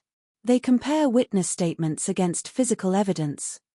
They examine digital records, interview relatives, and search for anything that might explain how ordinary events escalated into extraordinary tragedy. In this case, however, every new piece of information complicated the picture instead of simplifying it. The investigative team divided its work across multiple fronts. One group focused on witnesses. Another reviewed physical and forensic evidence. Others began examining Matthew de Groot's personal history, searching for patterns that might reveal a motive. The witness interviews proved emotionally challenging. Many of those who had attended the gathering remained deeply affected by what they had experienced. Some had known the victims for years. Others had only recently met them through mutual friends, yet the psychological impact was no less profound. Trauma affects memory in complicated ways. Investigators expected inconsistencies, not because witnesses were unreliable, but because the human brain processes overwhelming events differently from ordinary experiences. One survivor remembered checking a phone only moments before everything changed. Another vividly recalled stepping outside for fresh air, unaware that those few minutes would separate them from the unfolding tragedy inside. Someone else struggled to remember the sequence of events altogether, recalling only fragments that refused to fit together into a complete narrative. Detectives approached these interviews patiently. Instead of searching for perfectly matching accounts, they looked for overlapping details. Where had each person been standing? Who had spoken to whom? What time had certain guests arrived? Which conversations took place shortly before the attack? Gradually, individual memories formed a larger picture. The gathering had been peaceful. Guests had spent the evening celebrating the conclusion of the academic year. There had been no sustained argument. No escalating conflict. No obvious confrontation suggesting violence was imminent. That conclusion presented investigators with an unsettling reality. The tragedy had not emerged from a heated dispute that spiraled beyond control. Instead, it appeared to have unfolded with startling unpredictability. As detectives turned their attention toward Matthew DeGrude's recent life, another pattern began to emerge. Friends described changes that had become increasingly difficult to ignore during the weeks before the attack. Some remembered conversations that seemed disconnected from reality. Others recalled unusual social media posts that appeared confusing rather than simply eccentric. Several people described a growing sense that something was seriously wrong, even if they could not identify exactly what it was. His family, too, had reportedly noticed alarming changes. Later evidence presented in court would show that concerns about his mental well-being had existed before the tragedy. Those closest to him had observed behavior that differed dramatically from the person they had known. For investigators, this information became critically important. It suggested that the events of April 15 had not emerged without warning. There had been signs. The difficult question was whether anyone could reasonably have understood what those signs meant. Mental illness often develops gradually. Its early symptoms may resemble stress, depression, anxiety, sleep deprivation, or emotional exhaustion. Families rarely receive a clear moment when uncertainty suddenly becomes certainty. Instead, they navigate confusing changes one day at a time. Detectives recognized this distinction. Their role was not to assign blame to relatives or friends who had struggled to understand what they were witnessing. Rather, they needed to establish a factual timeline showing how Matthew's condition had evolved before the attack. Electronic evidence became another major focus. Search warrants allowed investigators to examine phones, computers, and online activity. Digital communications frequently provide insights unavailable through witness testimony alone. Unlike memory, electronic records preserve dates, times, and sequences with remarkable precision. Investigators reviewed text messages, social media activity, and internet history. The material painted the picture of someone whose thoughts had become increasingly disorganized. Some messages reflected profound emotional distress. Others contained ideas that appeared detached from reality. Standing alone, any single message might have been dismissed as unusual. Viewed together, they suggested a steadily worsening mental state. Even so, detectives remained cautious. Behavior that appears unusual does not automatically explain violent actions. Evidence had to be interpreted carefully and within the broader context established by medical experts. Meanwhile, forensic specialists completed their examination of the physical evidence recovered from the scene. Their findings supported the overall timeline developed through witness interviews. There was no indication of a prolonged struggle involving multiple attackers. No evidence suggested that anyone else had participated in planning or carrying out the attack. This remained the act of a single individual.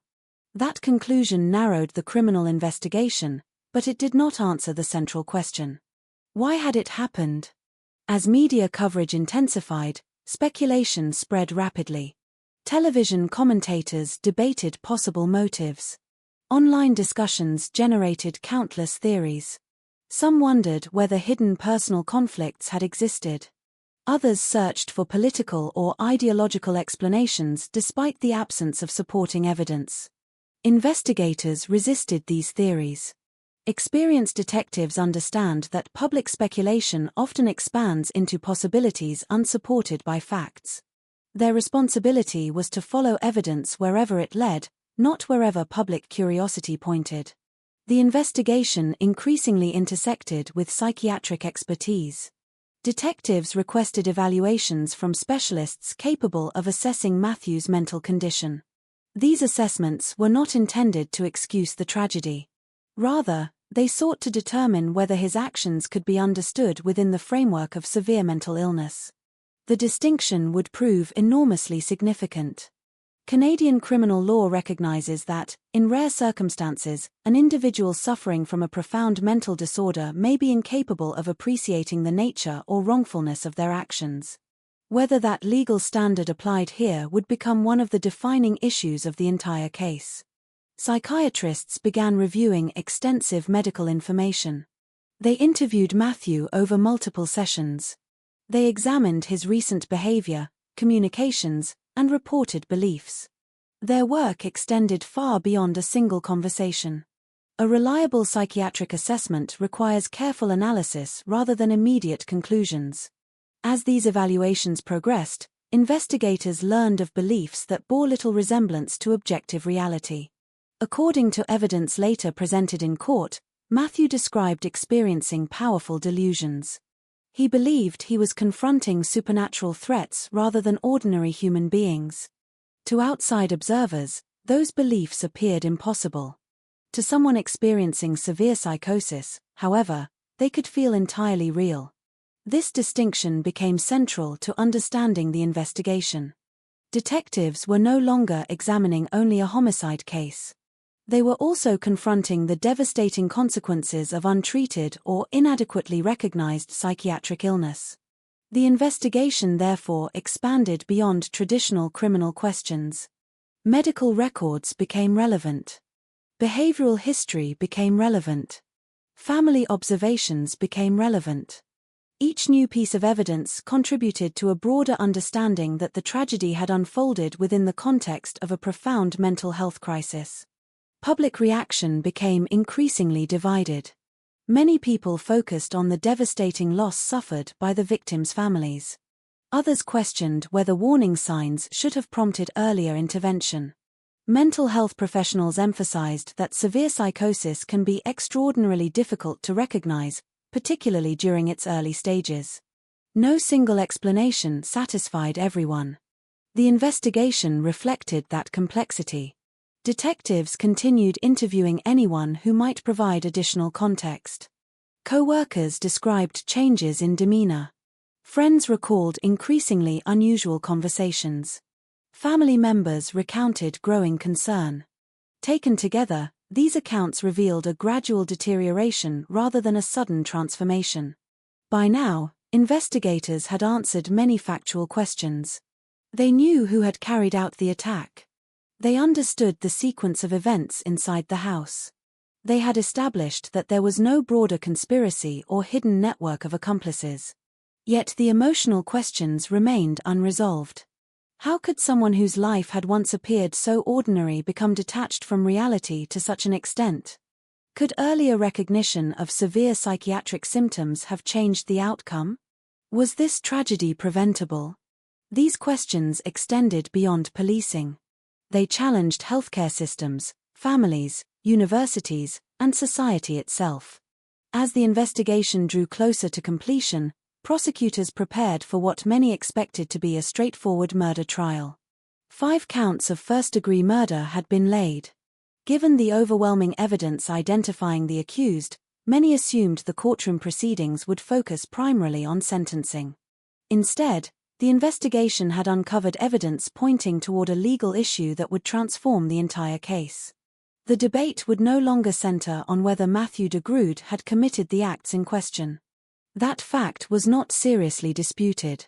The question waiting for the courtroom was far more difficult. At the moment those lives were taken, was he legally responsible for his actions, or had severe psychosis rendered him incapable of understanding reality itself? The answer to that question would shape one of the most closely watched criminal proceedings in modern Canadian history, forcing judges, psychiatrists, victims' families, and the public to confront the difficult intersection of justice, accountability, and severe mental illness. By the time investigators completed the major phases of their work, the case had reached an unusual point. The central question that defines most homicide investigations had already been answered. There was no uncertainty about who had carried out the attack.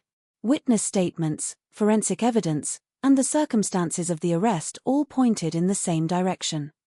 Detectives had reconstructed the events of that April morning with painstaking care, establishing a timeline that was both comprehensive and well supported by evidence. Yet the investigation was far from over. In many criminal cases, establishing identity leads directly to prosecution. Here, it led investigators into unfamiliar territory, where the boundaries between criminal law, psychiatry, and neuroscience became increasingly difficult to separate. The breakthrough would not come from a hidden witness. It would not emerge from newly discovered surveillance footage or overlooked forensic evidence. Instead, it came from understanding the condition of a human mind.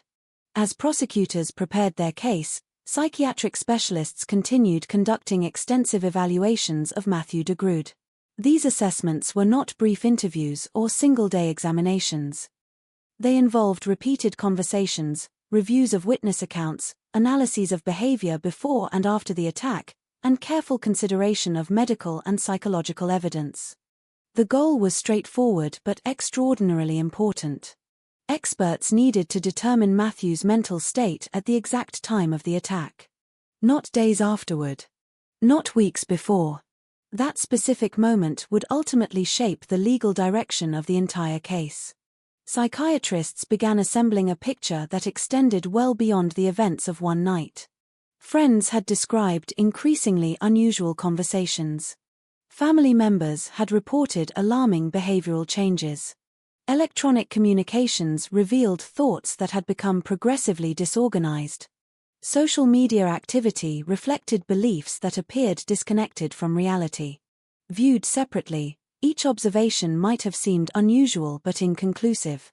Viewed together, they revealed a consistent pattern. The changes had not begun on April 15. They had been developing over time. Medical experts examined these reports alongside their own clinical evaluations. One question remained at the center of every discussion. Was Matthew deliberately pretending to be mentally ill? Or was he experiencing genuine psychosis? The distinction mattered enormously. Psychiatric experts are trained to evaluate not only reported symptoms but also whether those symptoms remain consistent over time. They compare interviews, behavioral observations, collateral information from relatives and friends, and clinical testing. Someone attempting to deceive examiners often struggles to maintain consistency across repeated assessments. In this case, specialists reached a remarkably similar conclusion. Their findings pointed toward severe psychosis. According to evidence later presented in court, Matthew had been experiencing fixed delusions that fundamentally altered his perception of reality. He believed ideas that bore no relationship to the world around him, and those beliefs appeared genuine rather than fabricated. For investigators, this represented the breakthrough that explained what traditional criminal motives never could. The absence of financial gain. The absence of revenge. The absence of personal conflict.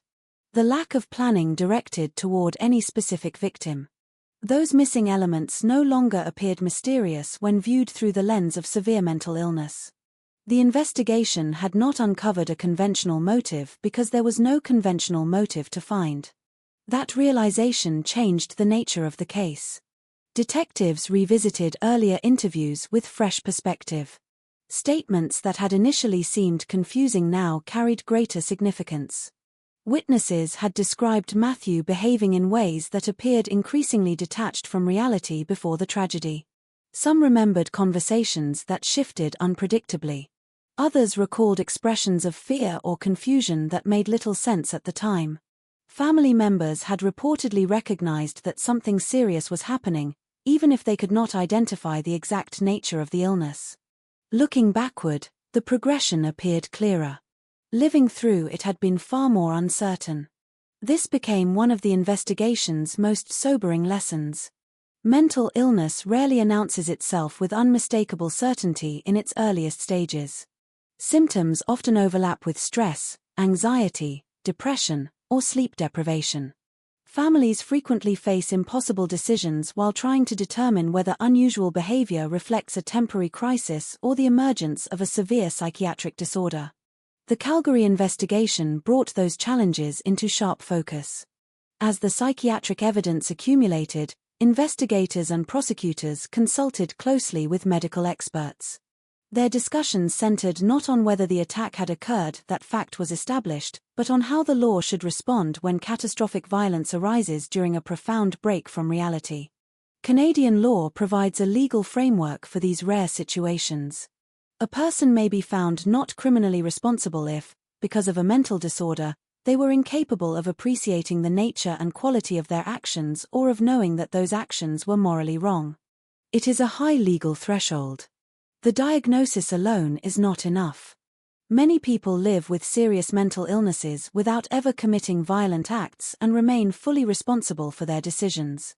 The court therefore had to consider something much narrower. What was Matthew's mental state at the precise time of the attack? Psychiatric specialists concluded that he had been suffering from a severe psychotic episode associated with schizophrenia. According to their evaluations, his perception of reality had become profoundly distorted.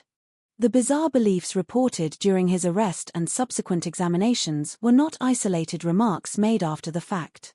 Instead, they reflected a broader pattern of delusional thinking that experts believed had already taken hold before the tragedy. For investigators, this finding answered questions that months of traditional detective work could not. Why had there been no ordinary motive? Why had the victims apparently been selected without the kinds of personal grievances usually seen in homicide investigations? Why had his behavior before and after the incident seemed so profoundly disconnected from reality? The psychiatric evidence offered a coherent explanation. It did not lessen the devastation. It did not erase the grief experienced by families. But it provided an evidence-based understanding of how such an unimaginable event could occur without fitting familiar patterns of criminal behavior. Outside the investigation, public discussion grew increasingly intense. Many Canadians struggled with the distinction between explaining behavior and excusing it. Some worried that acknowledging severe mental illness might diminish accountability. Others emphasized that recognizing psychiatric illness was essential if society hoped to prevent similar tragedies in the future. Mental health professionals repeatedly stressed an important point.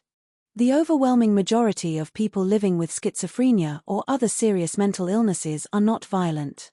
Most are far more likely to experience harm themselves than to harm others. The circumstances surrounding this case were extraordinarily uncommon, shaped by a combination of severe untreated psychosis and a catastrophic loss of contact with reality. That nuance became critical.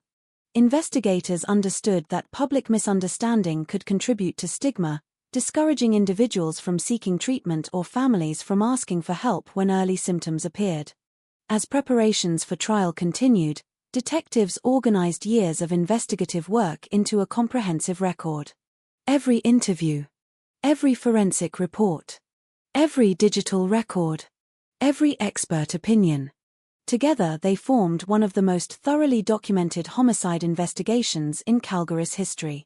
For the victims' families, however, the approaching legal proceedings represented something very different. No psychiatric report could restore the futures that had been lost. No investigative breakthrough could replace birthdays, graduations, family dinners, or ordinary conversations that would never happen again. Their search for answers had always carried an emotional dimension beyond the courtroom. They wanted to understand how such a tragedy had become possible. The investigation had produced an explanation grounded in medicine and evidence. Whether that explanation would bring any measure of peace remained another question entirely. By the time prosecutors finalized their case, the investigation had reached its ultimate conclusion. There had been no hidden conspiracy. No undiscovered accomplice. No secret motive waiting to be revealed. The breakthrough lay not in uncovering another suspect, but in recognizing that the case belonged to a small and deeply challenging category of crimes in which severe mental illness fundamentally shaped the legal and moral questions before the court. The detectives had done what they set out to do. They had reconstructed the truth as faithfully as evidence allowed. Now that truth would leave the investigation room and enter a courtroom, where judges, lawyers, psychiatrists, and grieving families would confront one final question. Not whether the tragedy had happened. Not who had caused it. But how justice should respond when overwhelming evidence of devastating loss exists alongside overwhelming evidence that the person responsible had lost touch with reality itself. The courtroom in Calgary was not large enough to contain what the case had become. By the time proceedings began, the atmosphere inside was already shaped by months of public attention. Reporters filled available seating early each day. Families of the victims arrived together whenever possible, often sitting close to one another for support. Court staff moved with the careful efficiency of people who understood they were working inside a space where emotion could rise without warning. This was not a trial in the traditional sense of uncertainty about guilt. The facts of what had happened on April 15 were not meaningfully disputed. The identity of the accused was established. The sequence of events had been reconstructed through witness testimony, forensic evidence, and investigative reports. Instead, the courtroom became the stage for a far more complex question. What does justice mean when the person responsible for an act of extreme violence is also diagnosed with severe mental illness that may have removed their ability to understand reality? Matthew de Grood appeared in court as the proceedings unfolded. The charges were among the most serious under Canadian law, 5 counts of first-degree murder. For the families present, each charge represented not an abstract legal category, but a specific person whose absence had permanently altered their lives. The courtroom carried a weight that was difficult to describe in legal terms alone. Every seat seemed filled with memory. Every silence felt heavier than words. As evidence was presented, the investigation was reconstructed once again, this time in a formal legal structure. Witnesses described the night in carefully measured testimony. Some spoke through visible emotion. Others struggled to maintain composure as they recounted events they had spent months trying to process. The court also heard from investigators who outlined the extensive work conducted in the days following the attack. They described the rapid arrest of the suspect, the forensic examination of the residents, and the coordinated effort to gather statements from survivors before memories became further affected by trauma. Digital evidence was introduced to show patterns in the days leading up to the incident. Medical and psychiatric experts played a central role in the proceedings. Their testimony focused not on speculation, but on clinical findings developed through extensive evaluation. They described a consistent picture of severe psychosis. According to their assessments, Matthew de Grood had been experiencing delusions that significantly distorted his perception of reality. These beliefs were not temporary confusion or exaggeration. They represented a fundamental break from shared reality, consistent with a diagnosis of schizophrenia. The court heard that during interviews, he expressed ideas that did not align with the physical world as understood by those around him. Experts explained that in such states, individuals may genuinely believe they are responding to threats that feel entirely real to them, even when those threats have no objective existence. This testimony became central to the legal question before the court. Under Canadian law, the issue was not whether the accused had committed the acts. That was established. The question was whether, at the time of the offense, he was capable of appreciating the nature and quality of his actions or understanding that they were wrong. This legal standard is known as not criminally responsible due to mental disorder, or NCR. It is one of the most carefully applied doctrines in Canadian criminal justice. It does not function as a simple alternative to conviction or acquittal. Instead, it reflects the recognition that in rare cases, mental illness can so profoundly impair perception of reality that criminal intent, as understood by law, cannot be established in the usual way. As psychiatric testimony concluded, the court was presented with a difficult reality. Multiple independent experts agreed that Matthew was experiencing severe psychosis at the time of the attack. They concluded that his perception of the world had been fundamentally altered by delusional beliefs. These findings did not erase the harm that had been done. They did not lessen the loss experienced by the victims' families.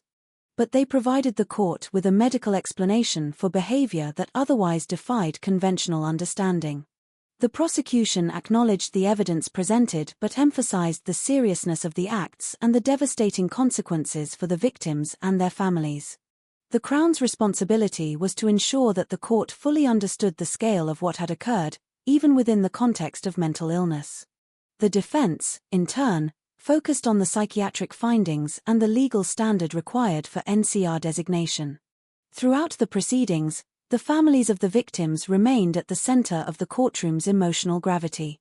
They listened as the details of that night were repeated in clinical and legal language. For many, hearing the events described in structured testimony did not make them easier to process. If anything, the clarity of the reconstruction made the reality more difficult to accept. 5 young lives had been lost during what had begun as an ordinary celebration among friends. The court was now being asked to consider whether the person responsible understood the nature of those actions at all. After reviewing all evidence, the court reached its decision in 2016. Matthew de Grood was found not criminally responsible due to mental disorder. This was not an acquittal in the ordinary sense.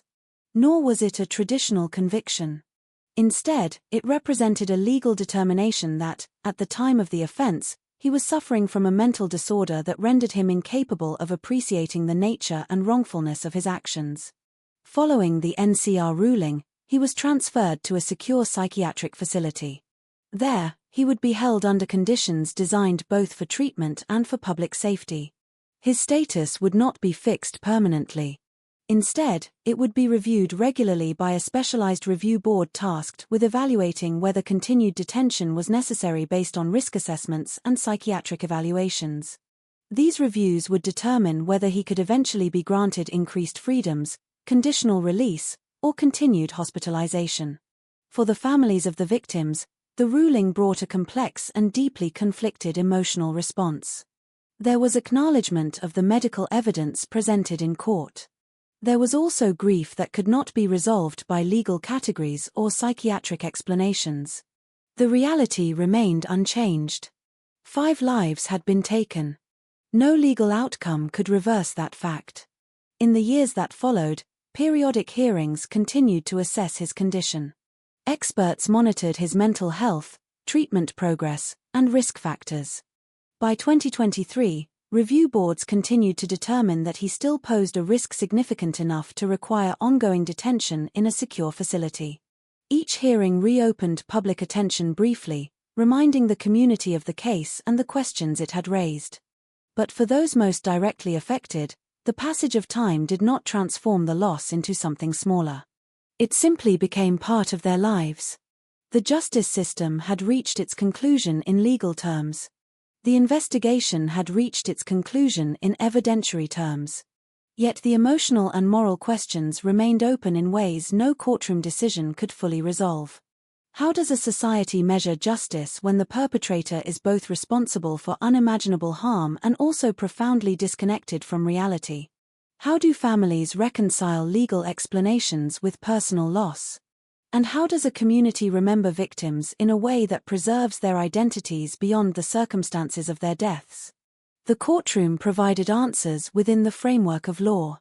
But outside its walls, those answers continued to echo in more complicated and personal ways.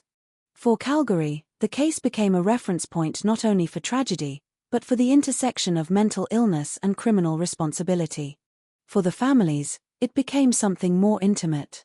A reminder that justice, while necessary, does not restore what was lost. And for everyone who followed the case, it left behind a difficult understanding. That sometimes, the most unsettling crimes are not those driven by recognizable motives, but those emerging from a mind that has lost its connection to shared reality, forcing the legal system to navigate a space where accountability, illness, and loss overlap in ways that are never easy to reconcile. Long after the courtroom emptied and the final legal decisions were recorded in official documents, the story did not end. In many ways, that is not how tragedies like this conclude. Court rulings define responsibility in legal terms, investigations establish timelines and facts, and psychiatric evaluations provide clinical explanations. But none of those structures are capable of absorbing what remains afterward: the absence, the silence, and the reshaping of lives that continues long after headlines fade. In Calgary, the spring that followed the tragedy felt different to many who had been connected to it, directly or indirectly. The season still changed as it always had. Snow melted. Trees slowly regained color. Students returned to classes. The city resumed its rhythm. But for those closest to the victims, time no longer moved in the same way. The families of the 5 young people lived with a reality that did not diminish with passing months or years. Birthdays arrived without the people they were meant for. Holidays became quieter. Ordinary moments, things like seeing a familiar place, hearing a certain type of laughter, or passing by locations tied to memory, could reopen emotions that never fully settled. Grief, in these circumstances, does not follow a straight path. It shifts. It returns unexpectedly. It becomes part of daily life rather than something that resolves and disappears. For friends and classmates, the absence was also deeply present. University corridors that once carried shared routines now held reminders of conversations that would never continue. Group projects were completed by fewer people.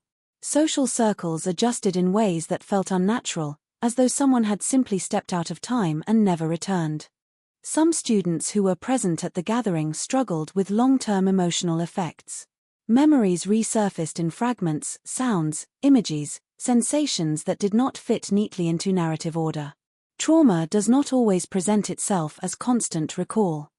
Sometimes it appears in sudden interruptions, a moment of silence that feels too heavy, a familiar environment that no longer feels safe, or a routine situation that unexpectedly triggers recollection. Support systems within the University of Calgary expanded in response. Counseling services, peer support programs, and community initiatives became important spaces for processing grief and rebuilding stability. Faculty members also adjusted expectations where needed, recognizing that academic performance and emotional recovery do not always align on the same timeline. Outside the university, Calgary itself carried the memory in quieter ways. Memorials were established to honor the 5 victims. Scholarships and commemorative funds were created in their names, ensuring that their presence would continue in the lives of future students. These initiatives reflected a desire not only to remember, but to transform loss into something that could still contribute to the world they had once been preparing to enter. Each name became attached to more than the circumstances of their death. They became connected to education, opportunity, and continuity. That transformation mattered deeply to those who knew them.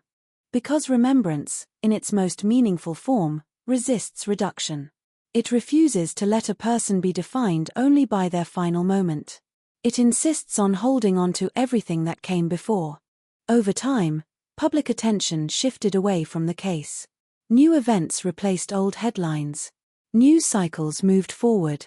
For most people, the tragedy became something remembered only when anniversaries or related discussions brought it back into focus. But for the families, there was no such distance. They continued living alongside the absence. Matthew de Grood remained under psychiatric supervision in a secure facility. His condition and level of risk were reviewed periodically, as required under Canadian law for individuals found not criminally responsible. These reviews focused on treatment progress, mental stability, and public safety considerations. His legal status was not static, but any changes were measured cautiously and evaluated repeatedly over time. Within the broader public conversation, the case continued to surface occasionally in discussions about mental health and criminal responsibility. Some saw it as an example of the challenges in identifying severe psychiatric illness before it reaches crisis levels. Others focused on the importance of balancing compassion for mental illness with accountability for harm caused. Mental health professionals often emphasized a key distinction that remained important long after the case concluded.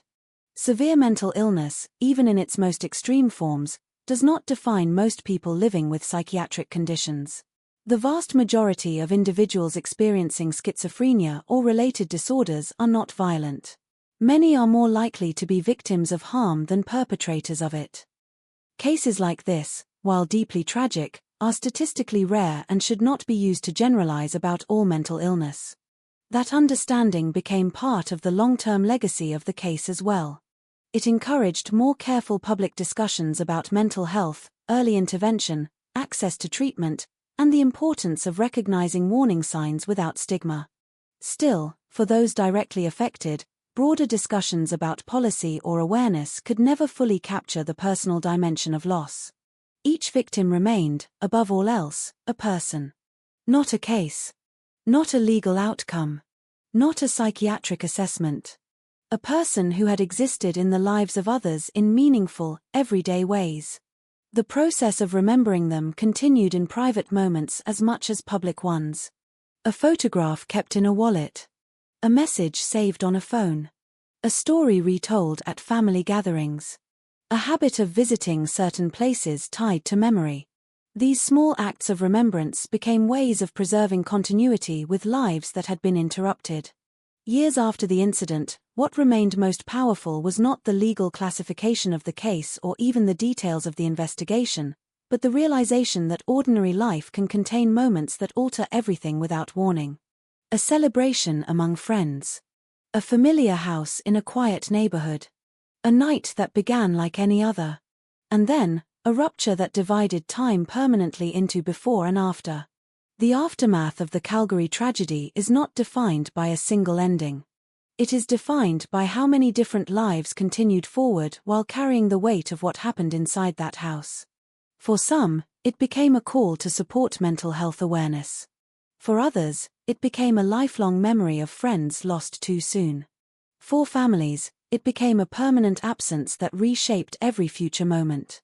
And for the city, it became part of its collective history, a reminder that even in ordinary places, extraordinary and devastating events can occur without warning. The legal system reached its conclusion. The investigation reached its conclusion. But the human story did not. It continues in memory, in reflection, and in the ongoing effort to understand how such events can be prevented in the future. And perhaps that is the final reality of this case. That closure, in the strict sense, does not exist. Only continuation. Only remembrance. And the quiet, enduring weight of lives that should have had far more time. There are cases that end in court documents, where sentences are spoken, records are signed, and the system moves forward as if closure has been achieved. And then there are cases like this one, where nothing truly ends, because what the court resolves in law is not the same thing the human heart is asked to carry. In Calgary, years have passed since that April morning. The city has grown, changed, added new buildings, new students, new conversations that never mention what happened inside that house unless someone deliberately brings it up. Time has done what time always does in public spaces. It has softened the edges of memory. But for the people closest to the 5 victims, time does not behave that way. It does not erase. It does not replace. It does not simplify. It only continues.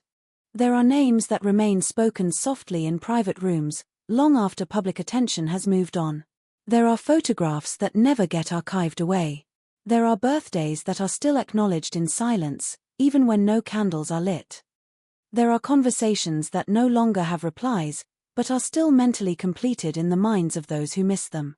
And there is a truth that sits beneath all of it, quiet, persistent, and difficult to fully accept. 5 young lives were not only taken in a single night. They were removed from every future version of the world that might have included them. No investigation, no psychiatric explanation, and no legal classification can restore what was lost in that gap. What the case left behind is not just a record of what happened, but a series of questions that continue to echo in different forms. How do we recognize when a mind is breaking before it reaches a point of irreversible harm? How do families distinguish between unusual behavior and a medical emergency they cannot yet name? How does a society respond when violence is shaped not by intent in the ordinary sense, but by a complete fracture of reality itself? These questions do not belong only to this case. They extend far beyond it, into hospitals, universities, homes, and conversations that happen every day without public attention. That is why stories like this are told again and again. Not to reopen wounds. Not to sensationalize what cannot be undone. But to preserve understanding. Because behind every headline, There were people who existed before the tragedy ever defined them. People who laughed, studied, made plans, and believed, like almost everyone does, that there would always be more time. And in the end, that belief is what makes cases like this so difficult to forget. Not because they are rare, but because they reveal how fragile the boundary is between ordinary life and irreversible loss. So when the case is finally set aside in official records, what remains is not resolution. It is remembrance. And the quiet responsibility to ensure that the people lost are not reduced to the moment they were taken, but are remembered for everything they were before it. That is the only form of ending this story ever truly allows, and that brings us to the end of this story.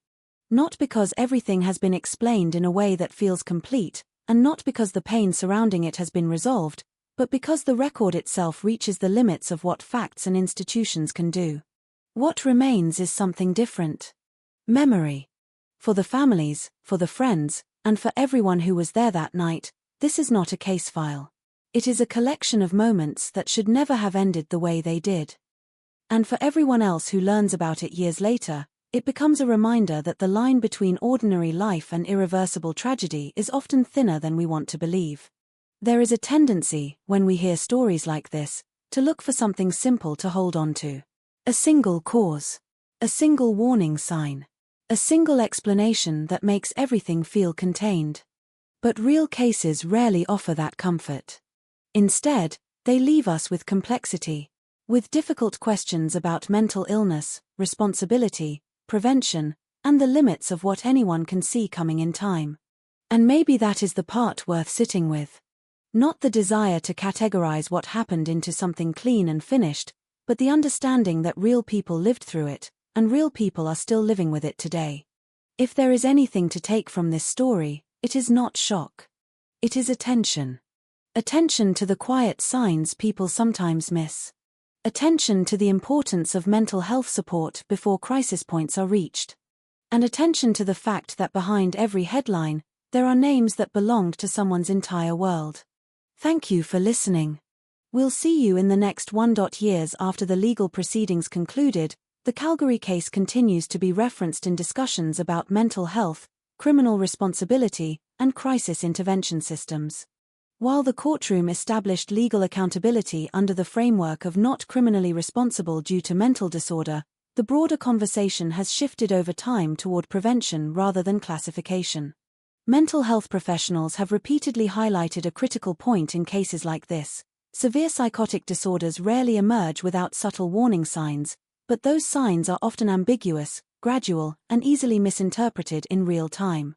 Families, friends, and institutions are left navigating uncertainty rather than clarity. And in that uncertainty, delay often becomes the defining factor. The case has also been used in academic and clinical discussions as an example of how legal systems and psychiatric systems intersect when violent acts occur during acute psychosis. It reinforces a difficult but important reality. The justice system is designed to determine responsibility, not to reverse outcomes, and psychiatry is designed to understand condition, not to undo harm. The victims' names continue to be remembered through memorials, scholarships, and personal tributes.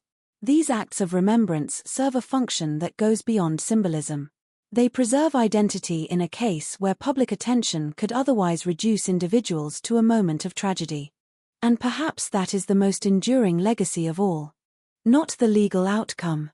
Not the classification of the accused. But the continued insistence that the people lost are remembered as lives, not as events. Because in the end, every true crime story that reaches its final page leaves behind the same silence. A silence filled with questions that cannot be answered fully. And names that deserve not only to be remembered, but to be understood as having lived entire worlds before they were ever part of a case file.